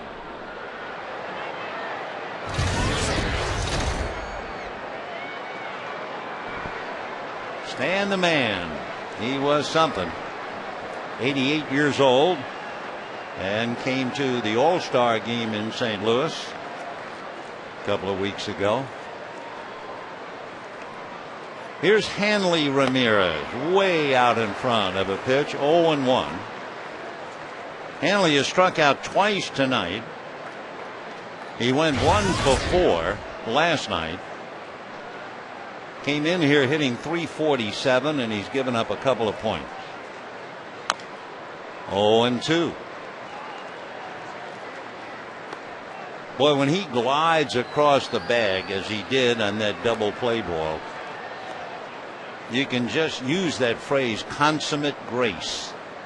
Effortless consummate grace. He had really been gifted to play this game. 0-2.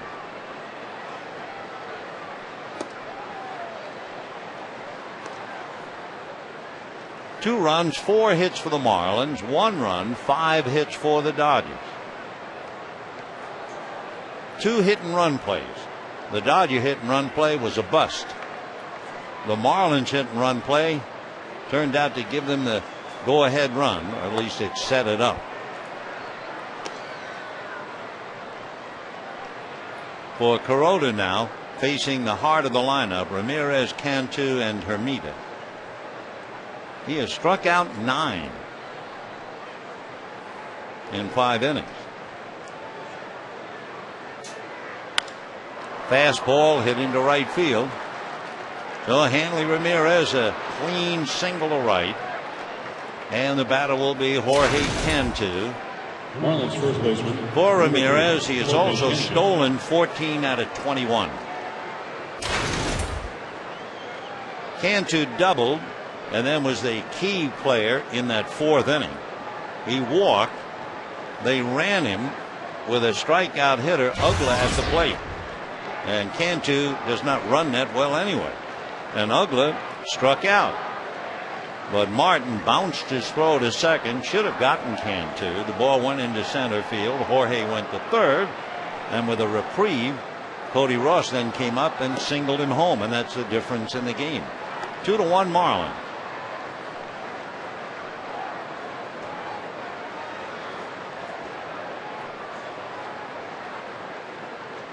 Everybody looking over at Bo Porter. 1 ball and no strikes. Tell you one thing about Hanley Ramirez. He has certainly copied Manny Ramirez. His helmet looks like it's been to the wars. Look at that thing. Manny's is very well beaten up, but Hanley's catching up to him. There he goes. Pitch is low. The throw on the wrong side of the bag. The Hanley Ramirez steals his 15th. And with nobody out, 2 balls and no strikes the count to Cantu. Hanley on the dead run, so it was a straight steal. He wasn't looking back.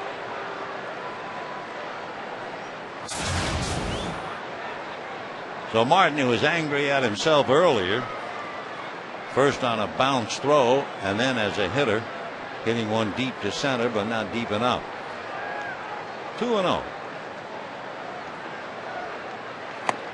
A strike. 2-1.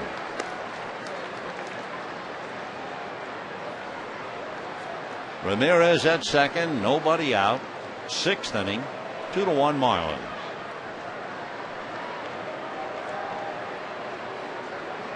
On deck, Jeremy Hermida.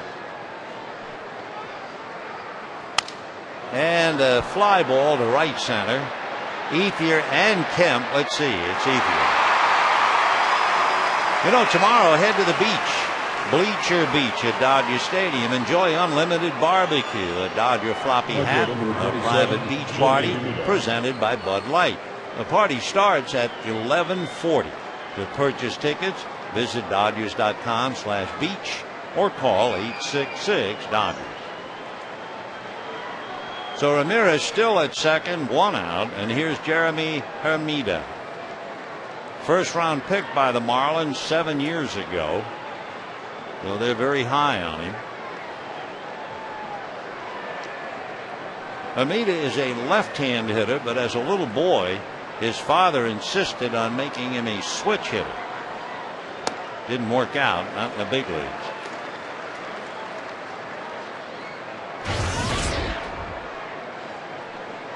(0-1) to Jeremy. His best year 2 years ago. That year he had 18 home runs too.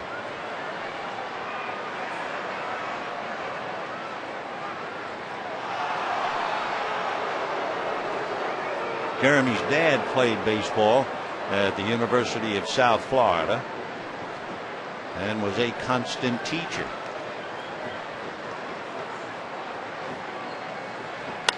And that's whacked to left. Here comes Manny to play it on a hop. They're going to wave Ramirez in, and one Ramirez fails to get the other. And on the throw down to second base goes Hermida, and it's 3-1 Marlins. Last night on a similar play, Ramirez scored on a base hit to left field by Cantu. So this time he scores on a base hit by Hermida, each time able to beat Manny's throw. So the stolen base is again cashed in. So the Marlins, 3 runs, 6 hits.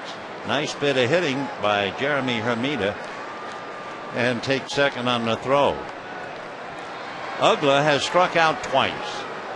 Dan hitting .228.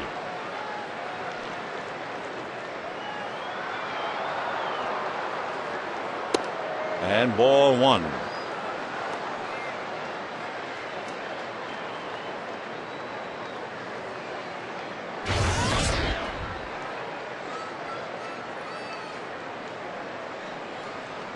Want to know the count. That's a strike. They were talking to Dan's father about that last name. And of course, anyone in the family carrying that name Uggla is one thing, but to be a ball player, they no doubt showed him no mercy when he first started. But as his father said, hey, it'll toughen him up.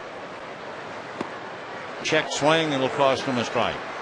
1-2 the count to Dan Uggla. Lives in Tennessee, went to the University of Memphis. The birthday boy is up in the Dodger bullpen, Guillermo Mota. Hermida at second, 1 out, 3-1 Marlins.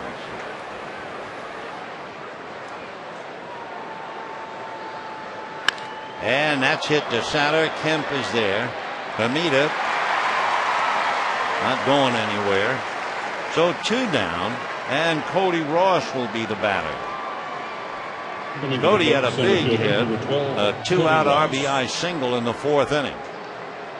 They're always the toughest of all to get. So Cody is 1 for 2. He's hitting .268, 14 home runs, 53 runs batted in. Good, solid player. In a runaway game earlier, he pitched an inning, got the side out. Ground ball to the hole, long throw, but that arm is certainly equal to it. So Ross grounding out, 2 base hits, and the very important stolen base. And at the end at 5 1/2, 3-1 Marlins.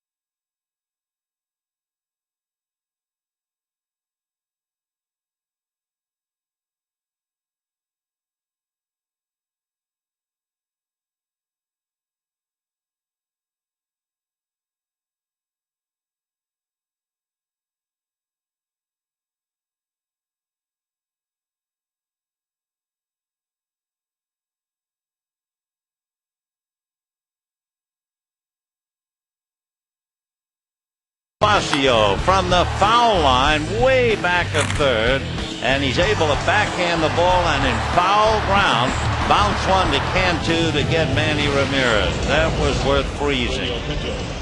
The Bonifacio, who played left field last night, playing third base tonight, and that was a gem. Meanwhile, the Marlins make a pitching change.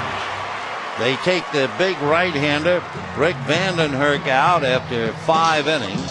Vandenherk goes out, and Raynel Pinto will take over. Raynel Pinto is from Venezuela, from Miranda. He was originally signed by the Cubs back in '99. Got off to a bad start with the Cubs because when he arrived in spring training, he wasn't in shape. He had visa problems. He's a big fella anyway, 6'4", 200 pounds. In order to learn to complete his delivery at one time early in his career, he used a towel that had tape at one end forming a ring that he would grip like a two-seam fastball, and that would help complete his delivery. Well, here he is facing Ethier, Blake, and Loney.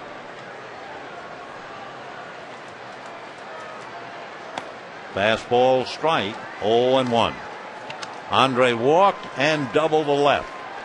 Facing a pitcher, basically fastball, slider, and change.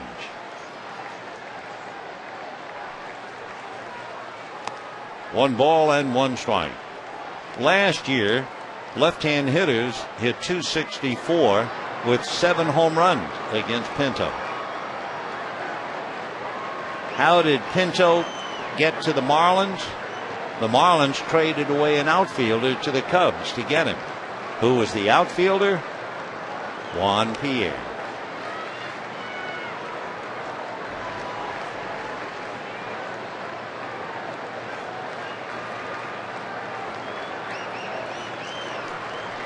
Two and one. Fastball hit up the middle. Nice stop by Uggla, but no chance. So Andre Ethier bidding for a perfect night. He has a walk, a double, and now a single. Dodgers third baseman, And the batter will be Casey Blake.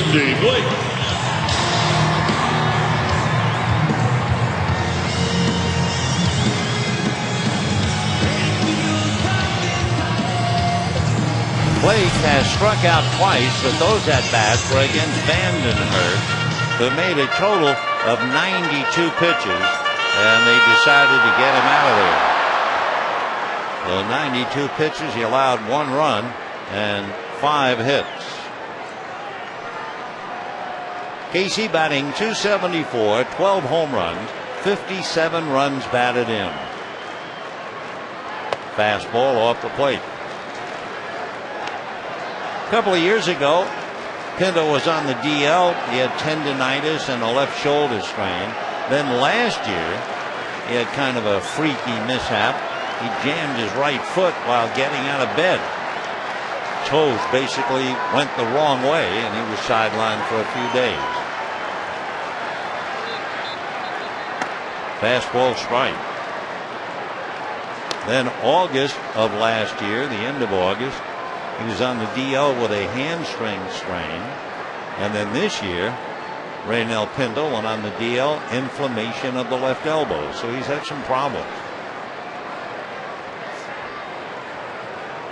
3-1, ERA 2.6, and he's in his 40th game. Flip to first.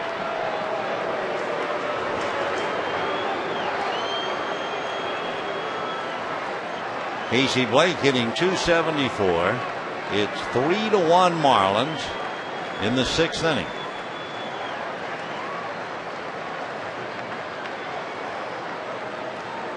Fastball, but low. 2-1. Down in the bullpen, Kiko Calero begins to warm up. We saw Calero in the 8th inning last night. There he is behind the shrubbery, right-hand pitcher.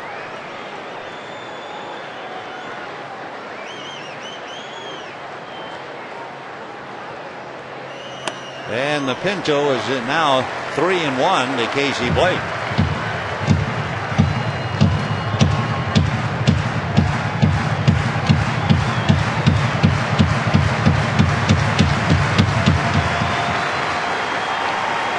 Runs, 6 hits for the Marlins, 1 run, 6 hits for the Dodgers, and Ethier has 2 of the 6 plus a walk.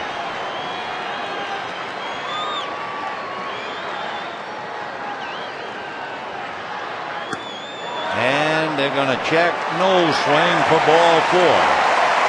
So for Freddie Gonzalez, he thought great.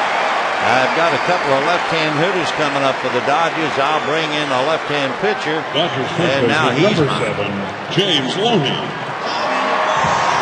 So an infield single for Ethier, although it was up the middle anyway. Now the walk, and Freddie whistling to his defense as James Loney checks in. Loney has fouled out and walked. Tying runs aboard with nobody out. Loney rarely, if ever, bunts. And in your mind, you might think, does he ever sacrifice? And the answer is no. Then you have Russell Martin on deck.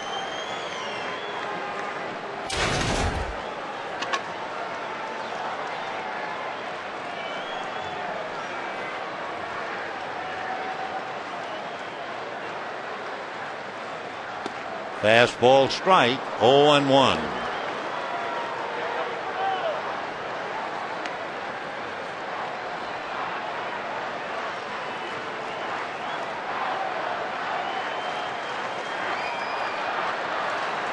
No balls and 1 strike. Dodgers with Ethier and Blake out there, trailing 3-1. And Raynel Pinto picking up for Vandenhurst.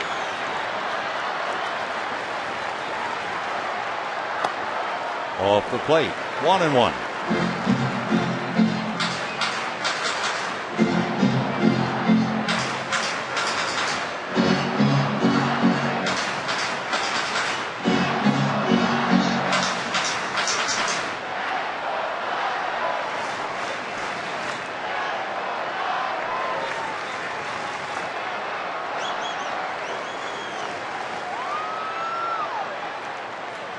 Fastball sliced foul and back out of play.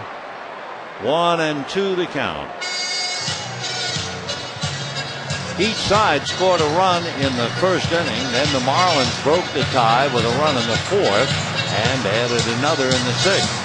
So 3-1 in favor of Florida. Dodgers had 1 run through 5 innings last night, then picked up 2 in the 6th. But still lost 3-1. And the final score 6-3. 1 ball, 2 strikes. Ground ball into right field, base hit. Here's Ethier coming around to score. He'll beat the throw, cut off, and a play at first for an out. Oh, what a play. James Loney is nailed, and the play went from right field to the first baseman Cantu, who fed the pitcher. And as Loney rounded the bag, he was hung out to dry. There's the base hit. Now watch this. Meanwhile, Ethier is going to score, and Blake's going to go to third. There's the cutoff and the feed and the tag. And Uggla right there to handle it to end the inning. Well, excuse me, not end the inning. Huge out. So a wonderful play. Cantu to Uggla. Loney is out. The Dodgers get close, 3-2. They have Blake, the tying run, 90 feet away with 1 out. And we'll be back.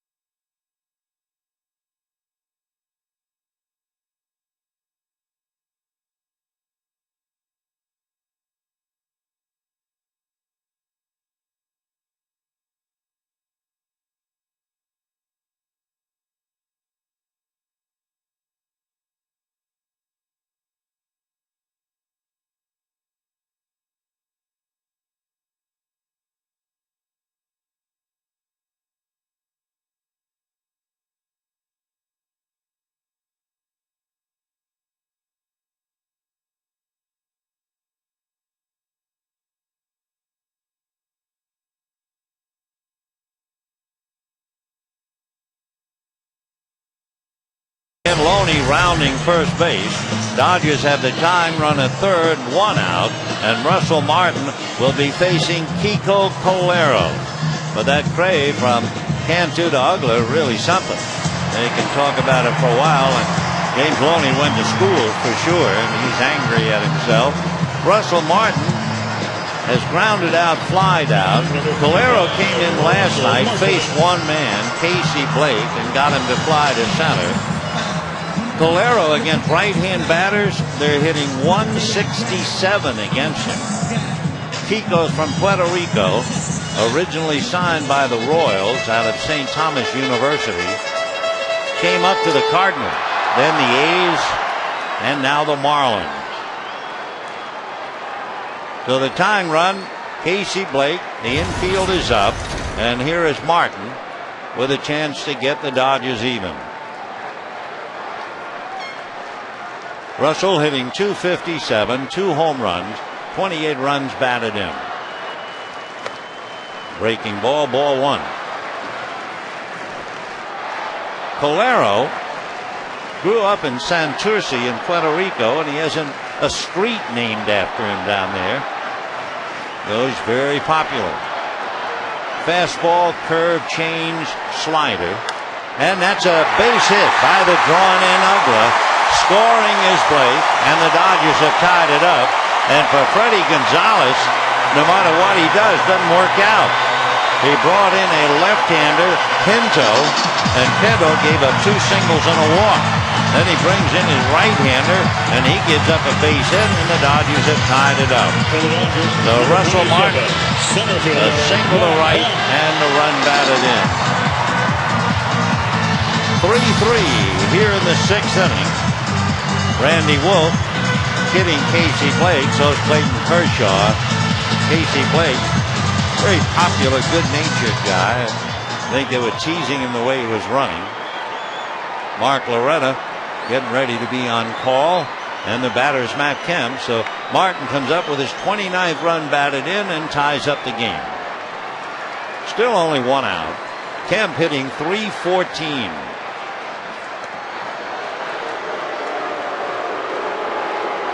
So Colero gives up the hit. The run is charged to Pinto.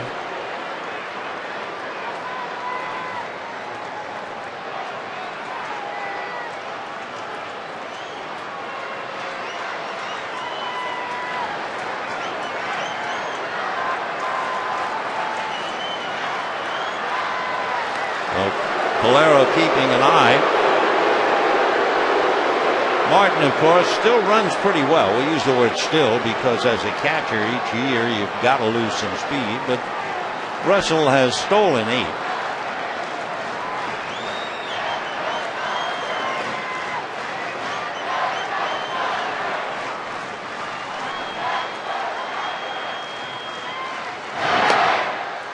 And that's ball 1. 1-0.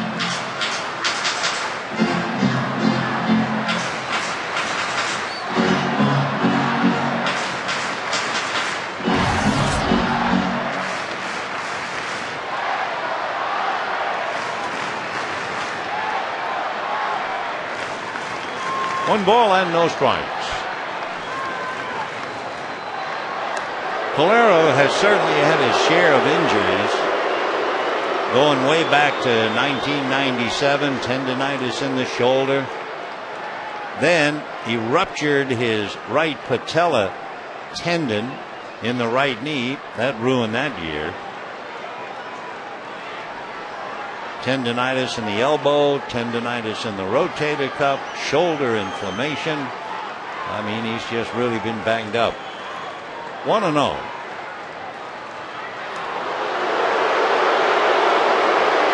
Last year, Colero kept pitching through pain, and they finally diagnosed it as a torn rotator cuff.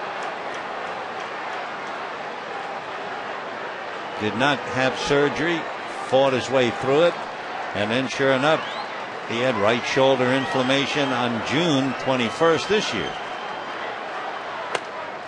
Right, 1-1.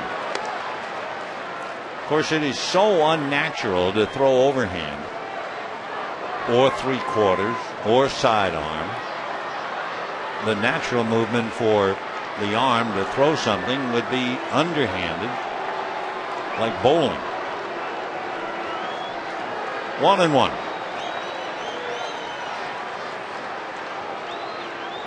And that's a pop fly.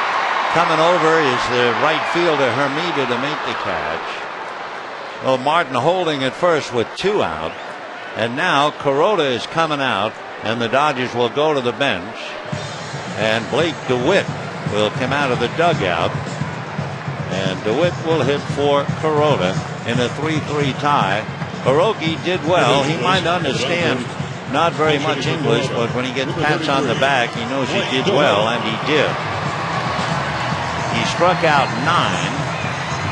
9, gave up 3 runs in 6 innings, walked only 1, so he's back on the beam with his control. He is still the pitcher of record, of course, in this inning. Can't lose. Could have nothing to do with it, or could pick up a win depending upon what DeWitt does for him now. So the traveling man, Blake DeWitt.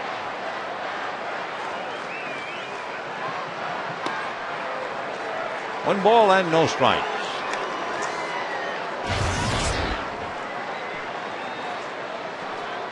Blake's had a really tough year. When you're at his age, you constantly hear management say, we don't want him to sit. We want him to play. We want him to get his at-bats, which means they send him back. But every time they send him back, they need him back up here. So he has not had the kind of a chance this year to do what they want him to do. He spent so much time on the airplane, back and forth 4 times from the minors. April, June, and twice in July.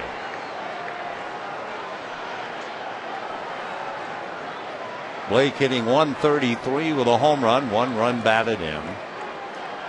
2 out, 6th inning, tied up 3-3. For the Dodgers last night, they scored 2 in the 6th inning to tie it up 3-3. So there's a little deja vu. They say Yogi said deja vu all over again. 1 ball and no strikes to Blake DeWitt.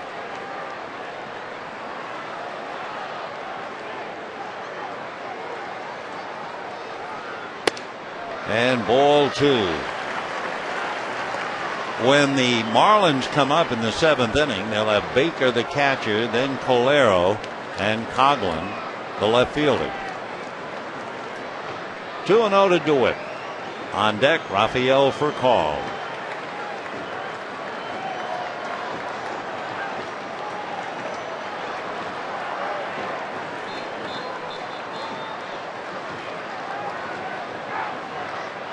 And ball 3. Well, and looking at Colero's numbers, 2-0, good ERA, 1.7. 18 walks, 45 strikeouts. And behind 3-0 with Rafael Furcal waiting on deck. Furcal is 1 for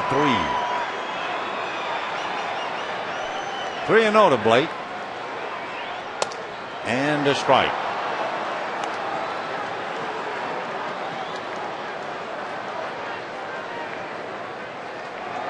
Blake DeWitt facing the 34-year-old right-hander Kiko Colero.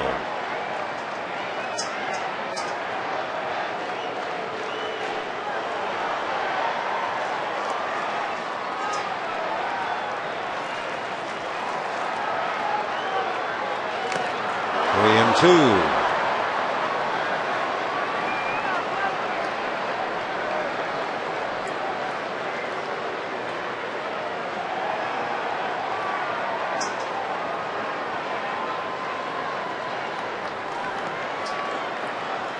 Marlins and Dodgers one more time tomorrow. Hope you'll be out here with us. Chris Volstad and Jason Schmidt. 3 and 2, so that means Martin will be going with 2 out. And the pitch hit the straightaway center right into Cody Ross's glove. But the Dodgers scramble, get two. They're burned on a wonderful play at first base. And at the end of 6, a 3-3 tie.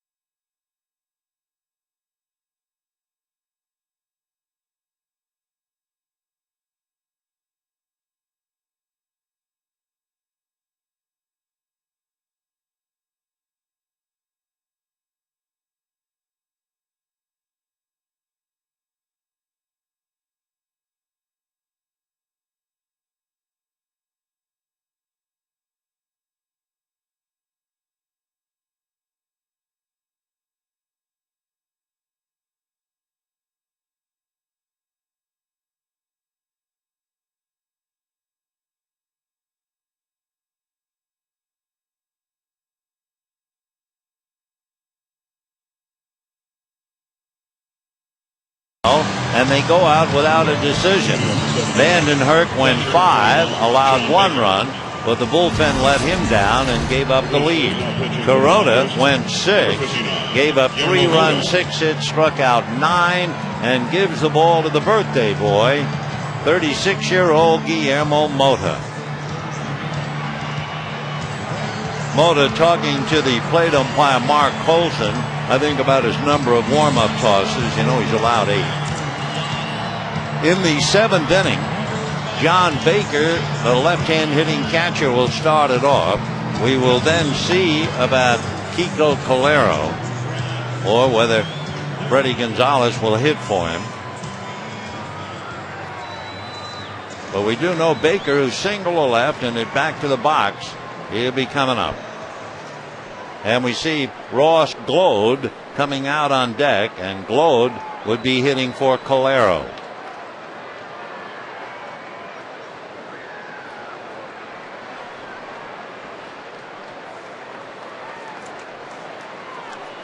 So here's Baker. John, born in Alameda, lives up north in Walnut Creek. 28 years old, 6'1", 215 pounding. He is singled and hit back to the box. 0-1 the count. We mentioned earlier he became the 10th Marlin to homer for his first hit. And ball players being ball players, what they did was they got the ball and then they decided to have some fun at John Baker's expense. So they put a fake ball in his locker inscribed with the name Jeff Barker, just for the fun of it. 2-1 the count. Nobody really fools around with John Baker. Not just because he's 6'1", 215. He not only is a real tough guy, he loves tough guys, like the fighters in the Ultimate Fight Championship. 2-2. 3 or 4 winters he worked out taking fighting lessons up in Pleasant Hill. And he worked at it 5 days a week for 4 straight months. Then they said, "You mean you really want to go in there and get beaten up?" He said, "No, But when I'm done playing baseball, I'll probably get into jiu-jitsu or martial arts. However, one time when Baker was learning the business, he was kicked in the head and knocked out. What a business. 3-2 the count to John. And a little roller right to Loney. One away. So now Ross Glode will be coming up to hit for Kiko Colero.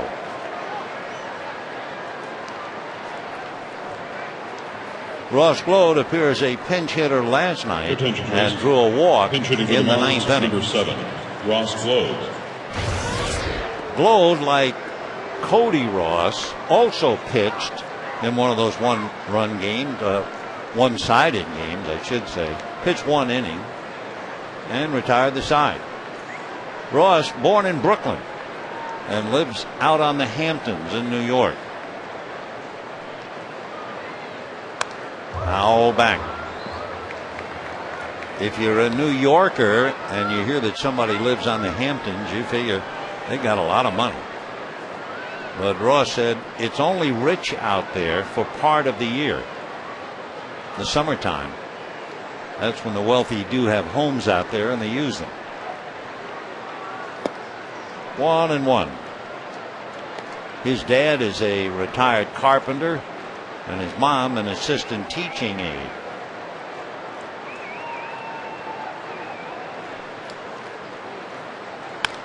Foul ball, 1-2. Glode bounced around a bit, although he was selected by the Marlins. He came up to the big leagues with the Cubs. Then he went to the Rockies, spent about 3 years with the White Sox, then with the Royals, and finally got it to the big leagues in the Marlin uniform, the team that got him in the first place. 2-2.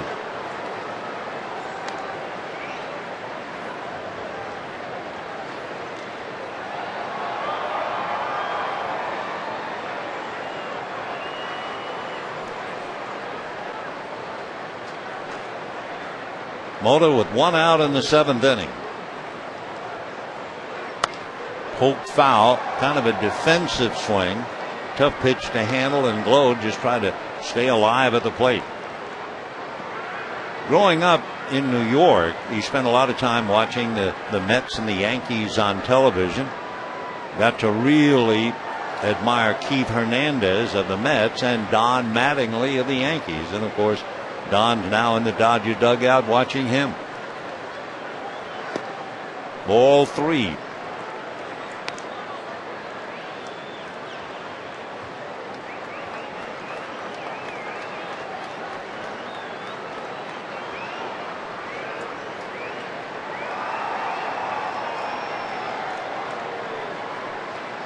Three balls, 2 strikes. 1 out, 7th inning, 3-3 tie. And a fly ball to center. Matt Kemp is there. So 2 down in the 7th inning, and the leadoff man, Chris Coghlan, coming up. Get everything you want on your next trip to Dodger Stadium with 3 tickets, Dodger dogs, sodas, t-shirts, hats, a beach bag full of souvenirs, peanuts, and parking, starting for $99. Visit Dodgers.com/specials or call 866-DODGERS and get more compliments of the Dodgers and JetBlue. 3 runs, 6 hits for the Marlins, 3 runs, 8 hits for the Dodgers. Coghlan in the leadoff role, 0 for 3, and a strike. Struck out and grounded out twice.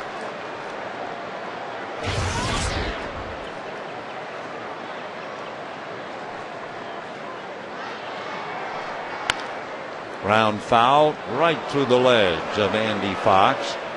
Andy Fox is from Sacramento. Grew up admiring Larry Bowa. The reason Andy's father played Little League with Bowa.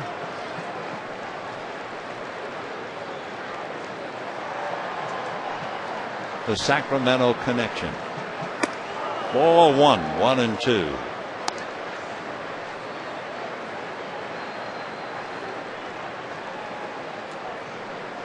2 down, 7th inning, a 3-3 tie.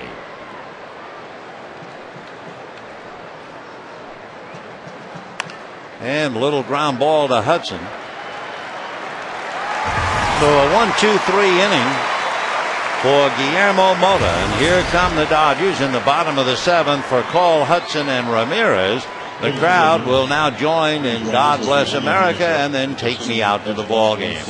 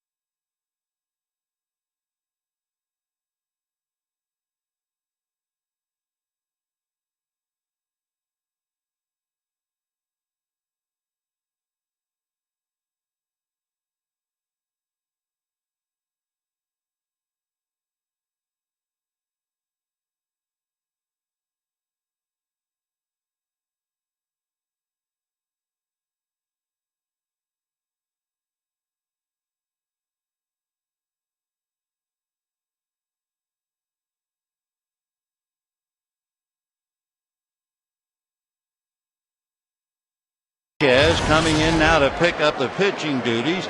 He will be the 4th Marlin pitcher following Vandenherk, Pinto, and Colero. Brian Sanchez out of Beaumont, Texas, lives in Nederland, Texas, which is close enough to think of Netherlands, which is where Rick Vandenherk comes from. He was originally signed by the Royals and made it with the Phillies 3 years ago. Also with the Phillies 2 years ago. And now, after a year with the Nationals, here he is with the Marlins. Former outfielder in high school and college, Brian Sanchez. And a strike, 0-1.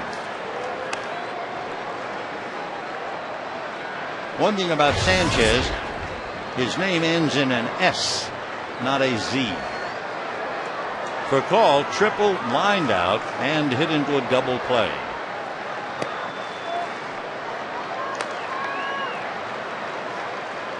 Fastball, curveball, a change.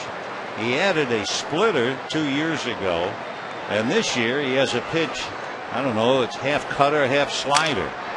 Ground ball, and that's to Uggla. 1 away. So one out in the Second seventh. baseman, number 13, And Orlando Hudson coming up.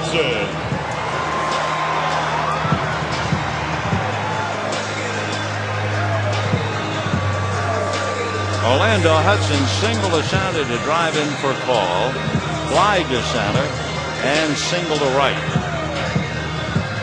Orlando batting .291.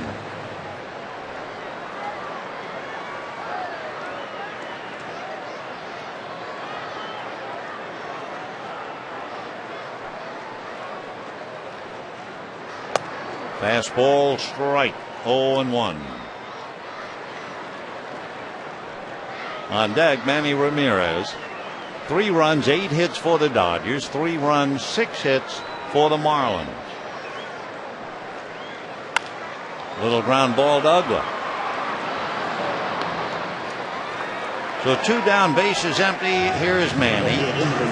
Fly to center, struck out, grounded hard to Bonifacio, who made a wonderful play, throwing him out from foul ground back at third.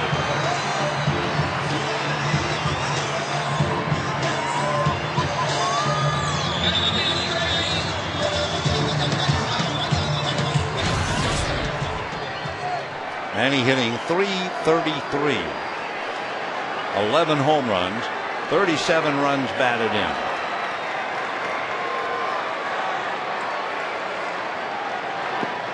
And ball 1. With Sanchez spelling that name and having an end with an S and coming from Texas, to do a little research, he is a member of an Indian tribe in eastern Texas, the Caddo tribe, C-A-D-D-O. 2-0. Brian Sanchez. He'll be 31 in August.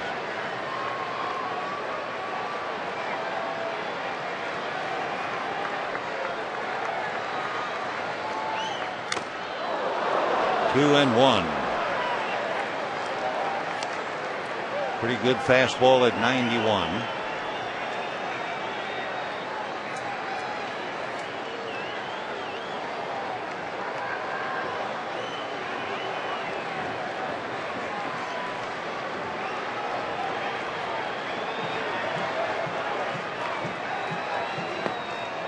Ball 3.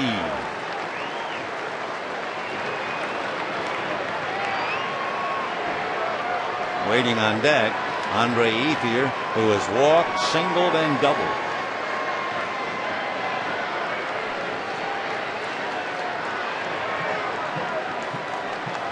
Three and one. And a line drive, base hit to left field.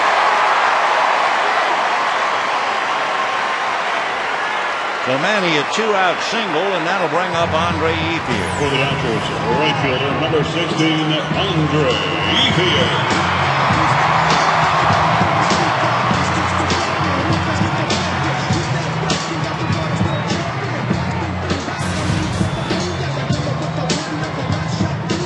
Jorge Cantu and Manny having a little discussion. Meanwhile, Mark Wiley, the pitching coach, he's a San Diego boy who went to Helix High School in La Mesa, then went to college at Cal Poly Pomona, and Mark was an All-American there. And he's been a pitching coach for a lot of years, trying to help out Brian Sanchez and his catcher John Baker. First they go over what they've been doing with Ethier, what they wanted to do, and it hasn't worked. You know, Ethier last night grounded out in the first inning. Then he singled to center, doubled to right in the 6th, doubled to right in the 8th, and then tonight walked, doubled, and singled. So he's had 5 straight hits really with a walk to break the string. And he promptly hits it into left field for a base hit. So Andre Ethier coming up with another base hit. In his last 7 plate appearances now, Ethier has 6 hits and a walk.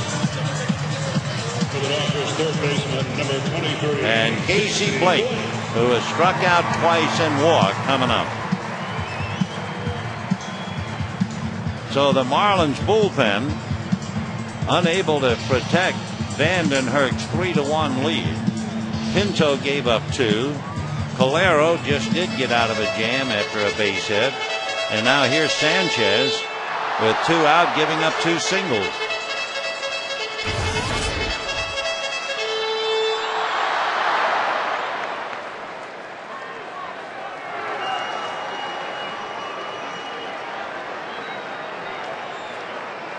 Dodgers have left 6 men in 6 innings, and they have Ramirez at second, Ethier at first, 2 out in a 3-3 tie.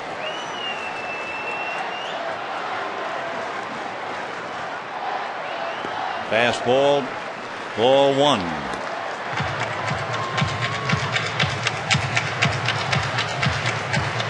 When Sanchez was in high school, he had 3 no-hitters.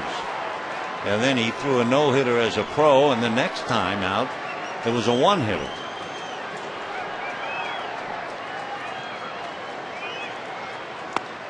And ball 2. Well, with that kind of pitching in high school, you can understand why he was a number 2 pick by the Royals. But it was 10 years ago. 2-0. Marlins are without their closer, Matt Lindstrom. Lindstrom has a sprained right elbow. He hurt it last week in June. They expect him back in the middle of August. And Lindstrom has 14 saves. 2-1. 2-2. Casey scored the tying run in the 6th inning.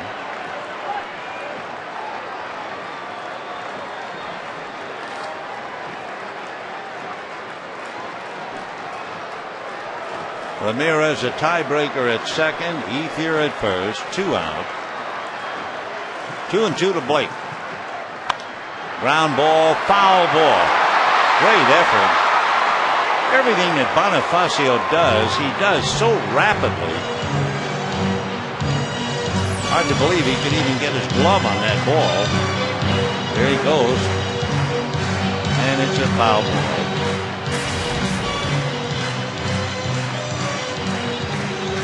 So the deuces are wild here in the 7th inning. 2 balls, 2 strikes, 2 out, 2 on. And a 3-3 tie.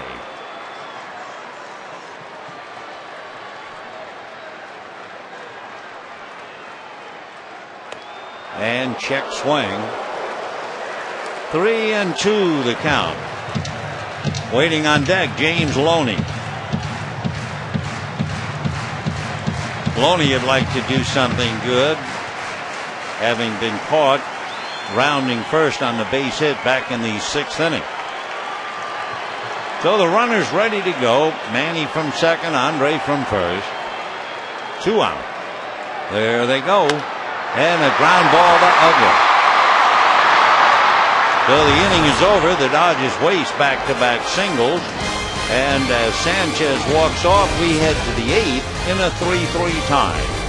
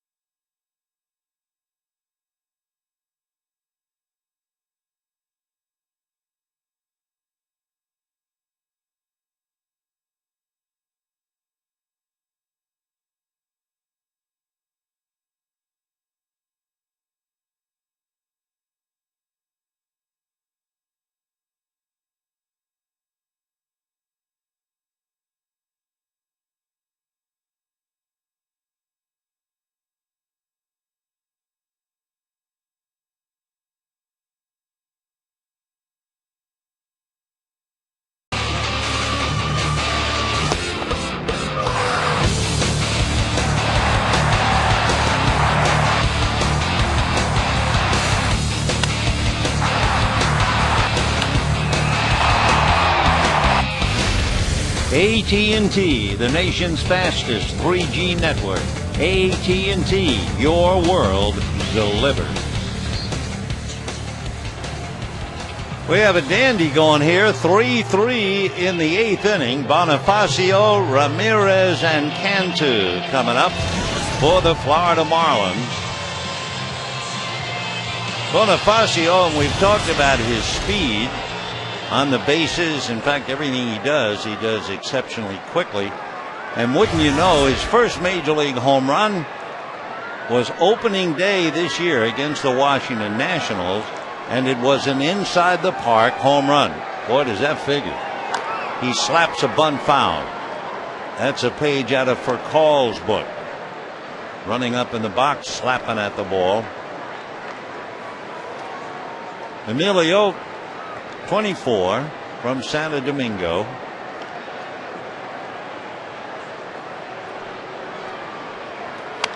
And pops it in the air, foul.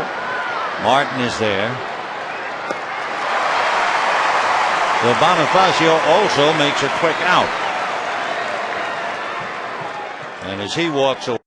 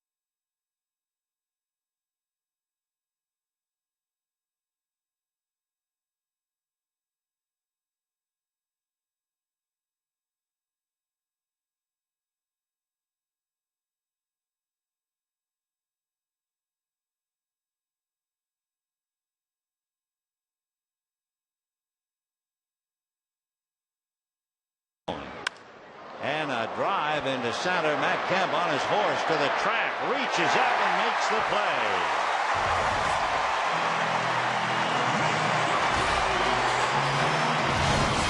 Nice play by Matt Kemp. Here comes Loney, Martin, and Kemp in a 3-3 tie. This Tuesday, you haven't experienced Fast and Furious until you've seen it on Blu-ray High Def. Perfect picture, perfect sound. Fast.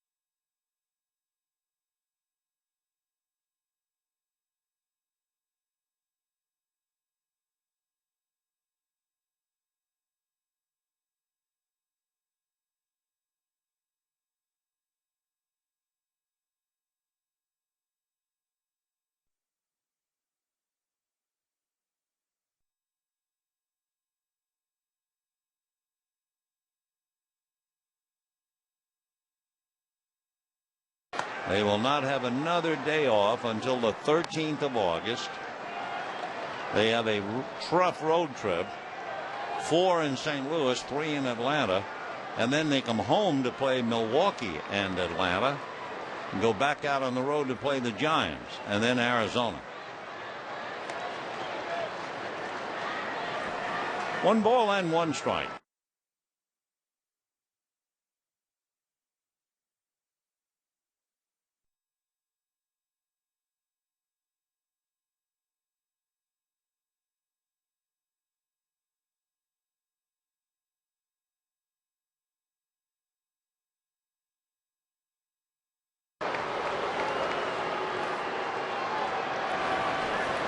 He came in and faced Andre Ethier last night, and Ethier doubled.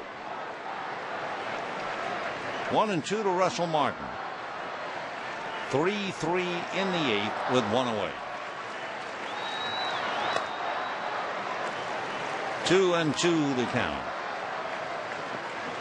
Get a lot of pitches from Sanchez. Fastball, curveball, changeup, splitter, and a cutter slider, which I'm sure he uses mostly with left-handers. And that slice to right. Ramirez right there. 2 out in the 8th inning. To look ahead for the Marlins in the 9th, they will have Dan Uggla, Cody Ross, and John Baker, the left-hand hitting catcher. Matt Kemp hit back to the box, grounded to second, and flied to right. Coming out on deck, Mark Loretta.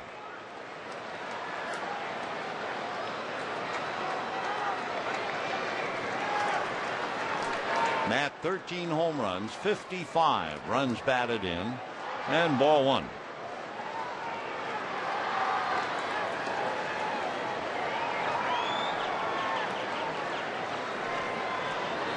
Bullpen by committee, certainly for the Marlins without their closer. Last night, Donnelly, Meyer, Calero, and Nunez. Tonight, Pinto, Calero, Sanchez. 3 runs, 10 hits for the Dodgers. 3 runs, 6 hits for the Marlins in the bottom of the 8th. 2-0. 2-1. And he'll go up against Chris Volstad.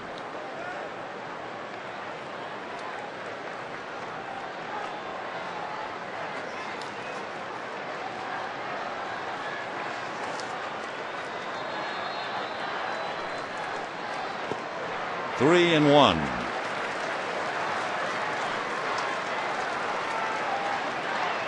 Well, in this kind of a game, 2 out in the 8th inning, 3-3, and a 3-ball, 1-strike count, you figure that Matt Kemp has the green light. As far as a home run is concerned, Sanchez has allowed 1.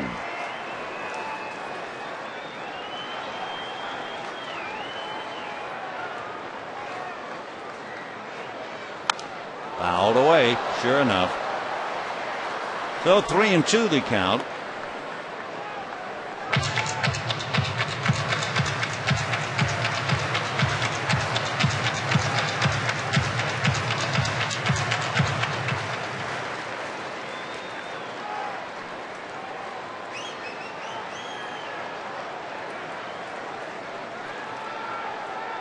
Three balls, 2 strikes. See ya. Fastball at the knees. Down he goes. So the Dodgers go 1-2-3 in the 8th. And at the end of 8, a 3-3 tie.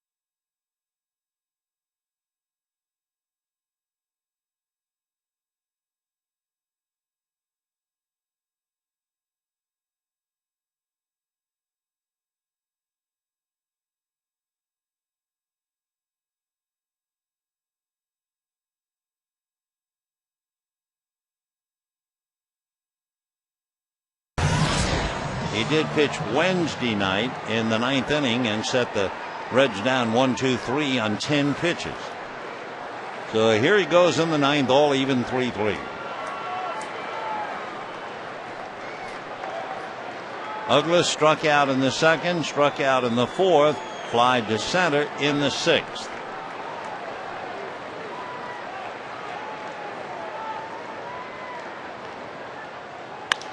And fly ball slicing away from Ethier right down the line. Andre in the corner can make a play on a foul ball. He hit that wall. He's okay. I think he thought he had to play all the way. 0-1 the count to Dan Uggla.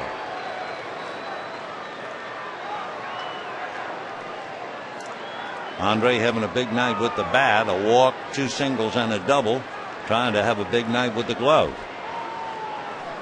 Uggla hitting .227.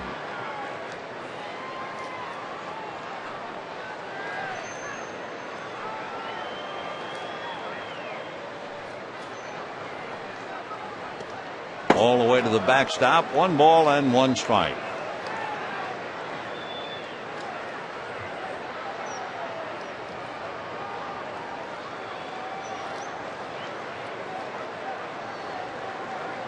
You have to be very careful with Uggla. He's hit as many as 32 home runs last year. He has 16 this year. Feast or famine hitter. So far, a famine. 0 for 3 tonight. Uggla was 0 for 4 last night, plus being hit by a pitch. So Dan is 0 for 7.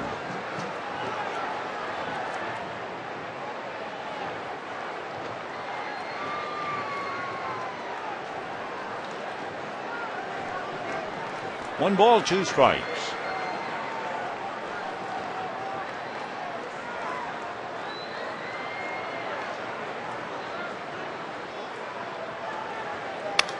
Fouled away.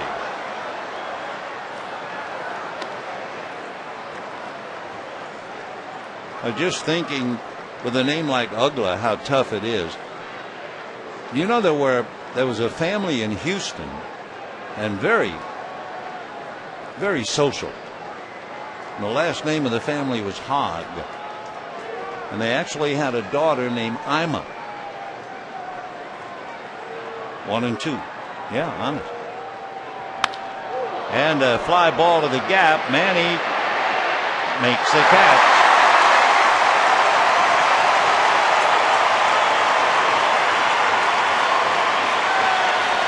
Manny runs out from under his hat, makes the catch on the ball hit to the gap. Good play. There goes the hat, but here comes the ball. So with 1 out, Cody Ross coming up.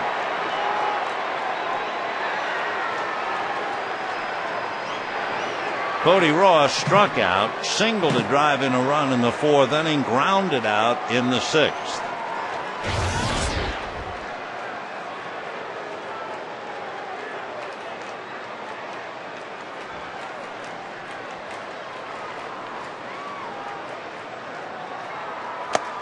Oh, good fastball.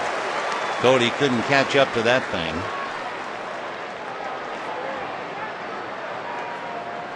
Ross with 14 home runs, 53 runs batted in.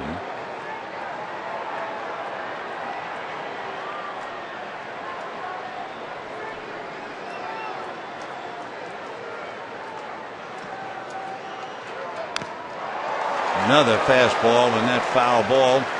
0-2. Martin got a lot of that.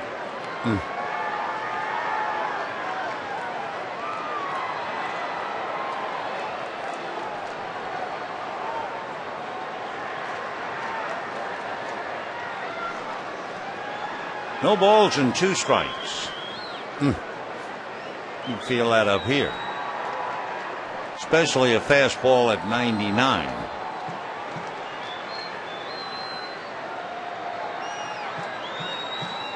0-2 to Cody.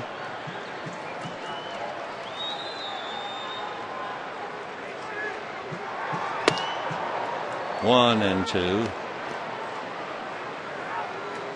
3-3 in the ninth.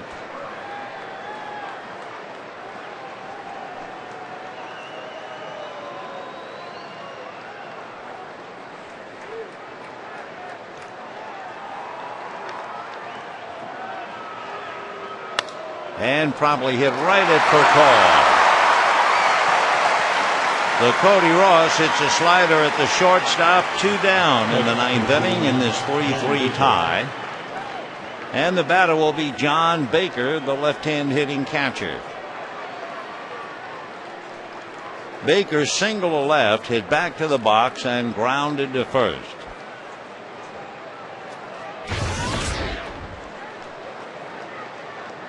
John hitting .267.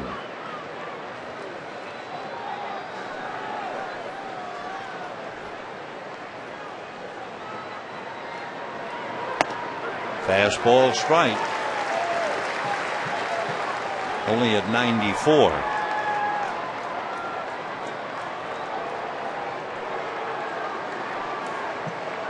Wes Helms, who started last night at third base, comes out on deck. He would be a pinch hitter for Brian Sanchez. Wes last night had 2 singles and a double and was robbed of a 4th hit on a wonderful play by Orlando Hudson in shallow right field. 1 ball, 1 strike. Oh, he was badly fooled. There's a slider at 90 miles an hour. I mean, you want to talk about an impossible pitch. Watch this tie him up. And he's playing stickball, trying to hit it on a bounce. 1-2.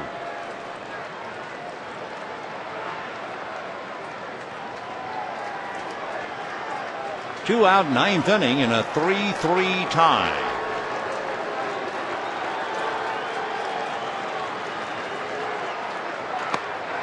Got it. Fastball outside corner. So Broxton shuts him down 1-2-3. Nice play by Manny Ramirez. Bottom of the ninth in a 3-3 tie.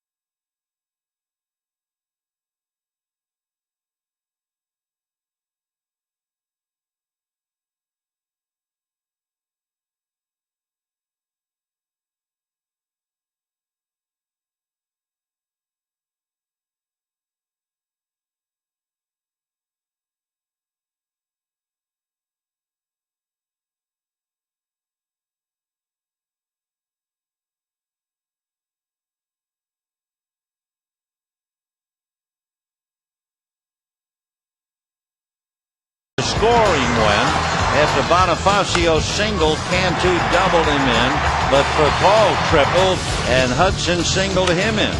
In the 6th inning, Ramirez, Hanley that is, scored, outrunning the throw from Manny Ramirez after a base hit by Hermida, and then Loney got a key base hit in the 6th inning that scored 1. Martin came back with a base hit, score another, and the game is tied 3-3. And now in the bottom of the 9th inning, it'll be Juan Pierre to start it off against the left-hander, Dan Myers.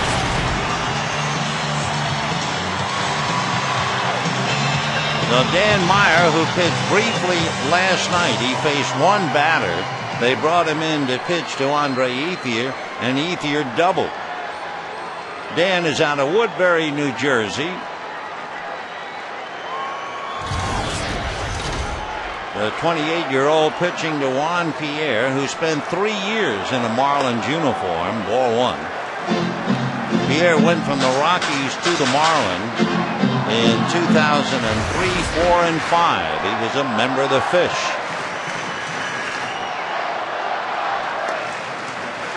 Two and 0. In his years with the Marlins, Pierre hit .305 and .326, and then his last year, when he was traded, he hit .276. Right now, he's batting .315 for the Dodgers. Bonifacio is up. Cantu is guarding the foul line, and that's a strike. 2 and 1. Dan Meyer grew up in Jersey, but wasn't too far away from Philadelphia, so he was a Phillies fan. Dan, 6'3", 225. And a drive to center, Cody Ross. So Pierre hits it hard, but right at the center fielder, and one away here in the 9th inning. Rafael Furcal opened up the ball game with a triple to right. So one away. Since the triple, Furcal lined out to right, grounded into a double play, and grounded out. So he is 1 for 4, hitting .256. Turning around to hit right-handed against Meyer. Strike. 0 and 1.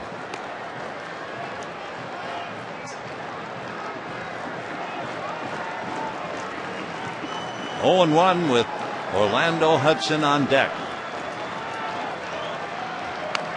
Push bunt. No one is going to make a play.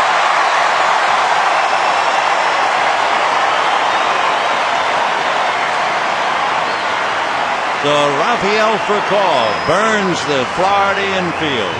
Messrs. Meyer, Uggla, and Cantu just pushed it. Once it got by Meyer, it was virtually impossible for anybody to do anything with it.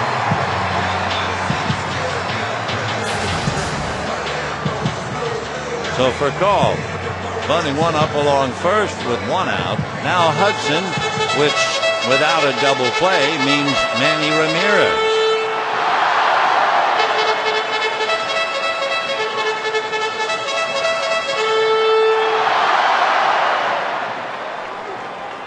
Orlando 2 for 4 tonight.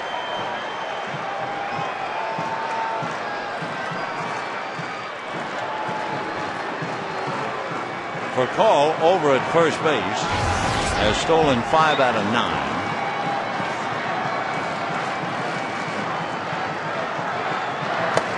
And a strike.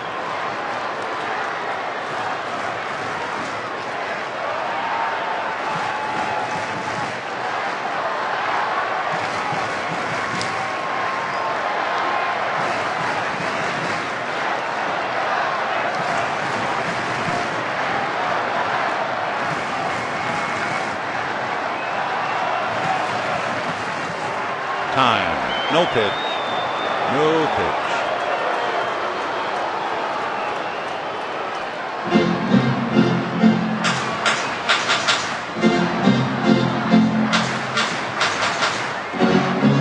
Dan Meyer has never faced Ramirez. He had one at bat with Orlando Hudson, who had an RBI. Pretty good fastball. Pitch 91. 0 and 2 the count.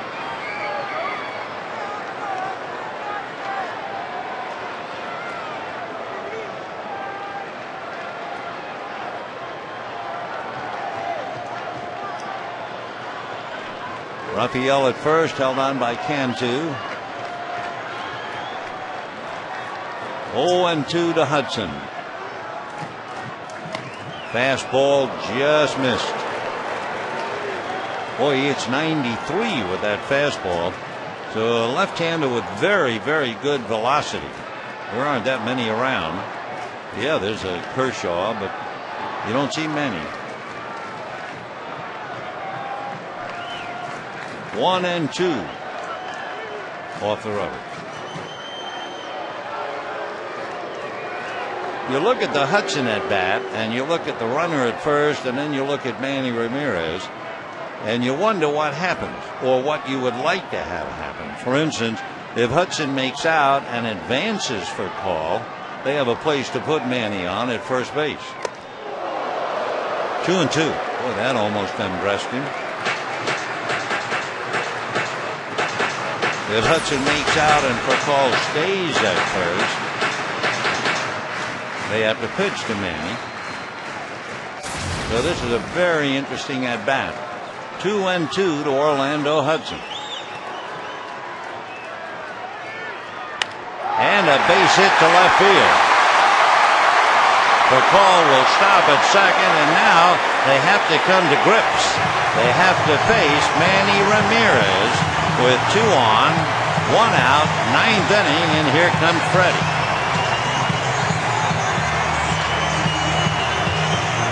He goes right away to Mark Carlson. That's an indication it'll be a double switch. The last man to make out was the catcher. So Baker will come out. Ronnie Paulino will take over behind the plate. And they'll go to the bullpen as well. So we'll be back.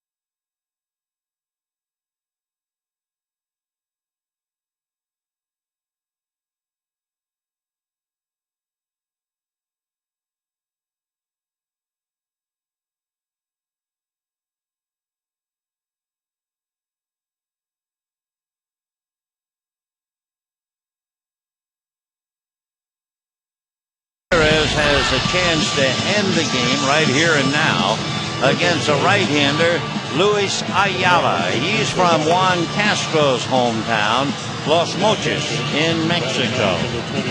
Spent most of his career in the Mexican League. Came up with the Expos, then of course they became the Nationals. Last year he was with a couple of teams. He was with the Nationals, then he was with the Mets and with the Twins. For the Dodgers, left fielder, number 99, Manny. So a 31-year-old right-hander ready to face Manny with the ball game on the line. This crowd of 50,248 imploring Manny to end it, and end it now.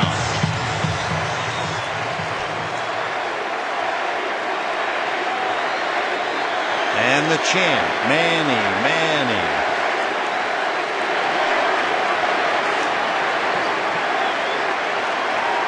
In case you wonder, Manny Ramirez has grounded into 2 double plays. I mean, you're just about aware of everything else.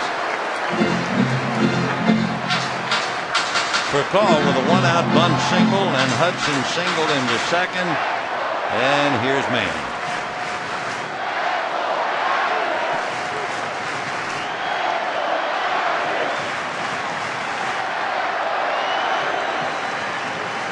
1 ball and no strikes. Fastball for a strike. I was just looking back at the book and realizing Guillermo Mota celebrating his 36th birthday. How many pitches do you think he made in relief tonight? You got it. 36.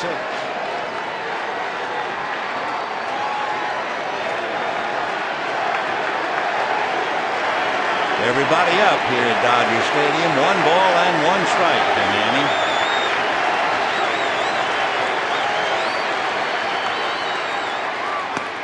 Ramirez tonight fly to center, struck out, was thrown out on a wonderful play by Emilio Bonifacio, and then last time up single to left.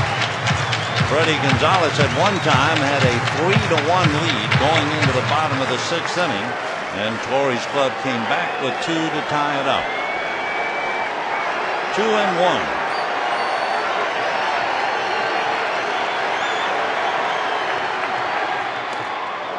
Off the plate.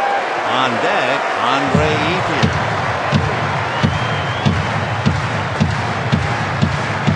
Ethier having a huge night. Has walked 2 singles and a double. 3-1. And you know Manny is on his own here.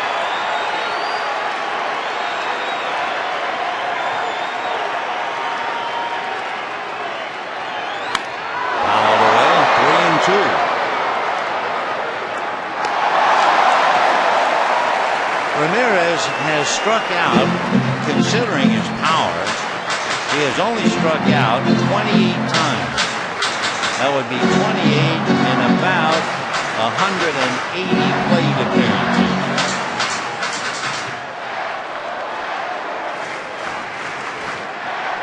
As we said, he's also grounded into only 2 double plays.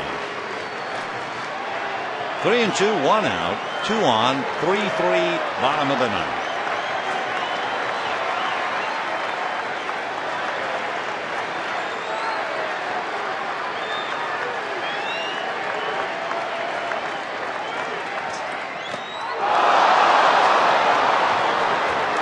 So it happens. Welcome to the earth. Manny has struck out twice tonight. And now, the fellow who has really given the Marlins a bad time, Andre Ethier, and not the pitching coach, it's the manager. Freddie Gonzalez going out to talk to Ayala about Ethier, how they want to pitch to him and how they have pitched to him. They walked him in the first inning. Andre doubled the left in the 3rd. He singled up the middle in the 6th. And he singled a left in the 7th. So he's gone the other way. Now let's see how they pitch him and what he does with it with Casey Blake on deck. You could also say, well, there's first base open. Not first base, but a base, meaning 3rd. And we've certainly seen managers walk guys to load the bases. So let's see what they do now with Andre.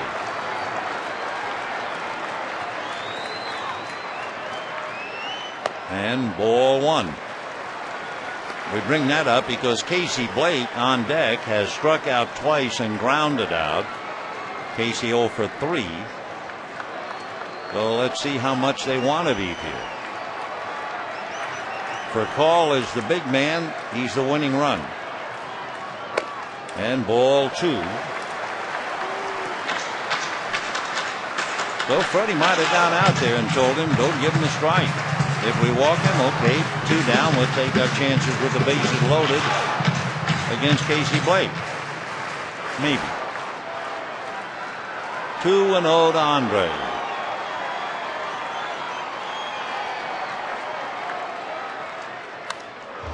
Two and 1. Andre has 7 walk-off hits since the start of last year. And he's up there now with an opportunity to make it 8.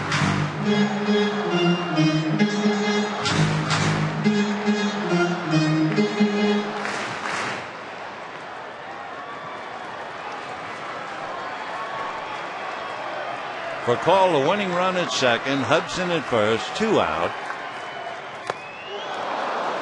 2-2. So after falling behind 2-0, he comes right after him to even up the count. This, of course, a very big pitch. You know, Ayala doesn't want to go 3-2 and have the runners going.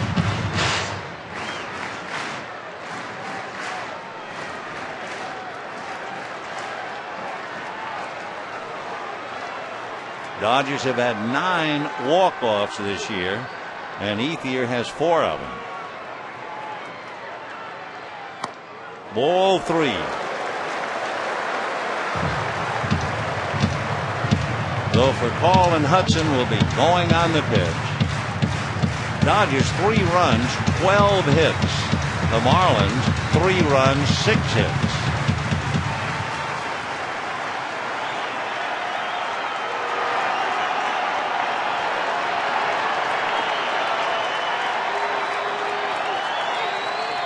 There they go on ball 4.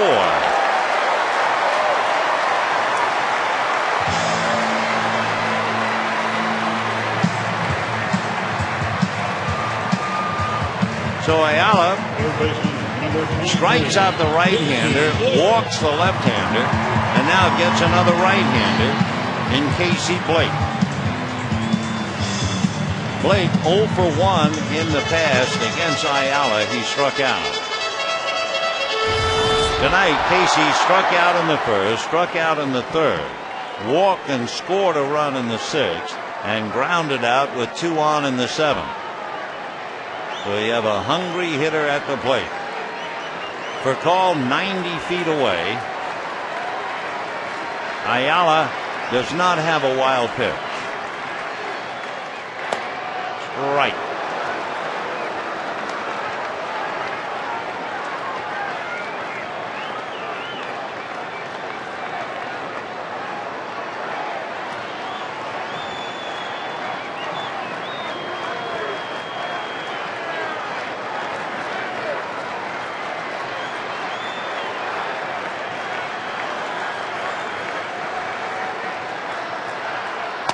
And another strike.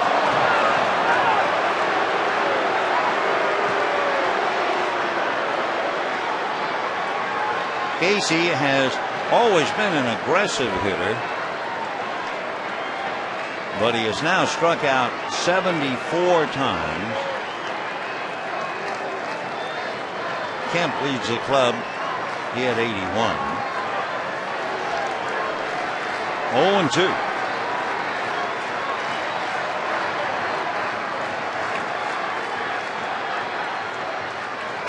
Ball 1.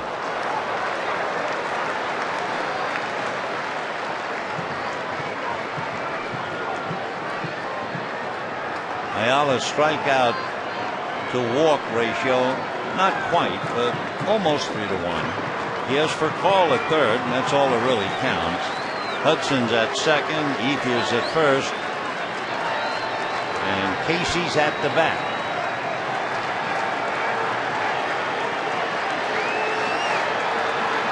One and 2.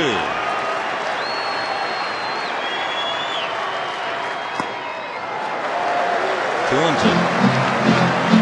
So in the inning, Juan Pierre hit the ball hard, but right at Cody Ross in center. Burkall bunted for a base hit. Hudson single left and put 2 on with 1 out.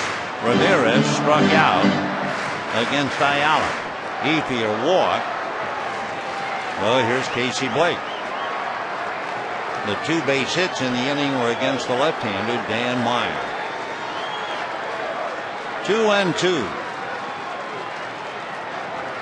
Breaking ball, little fly ball, trouble in River City.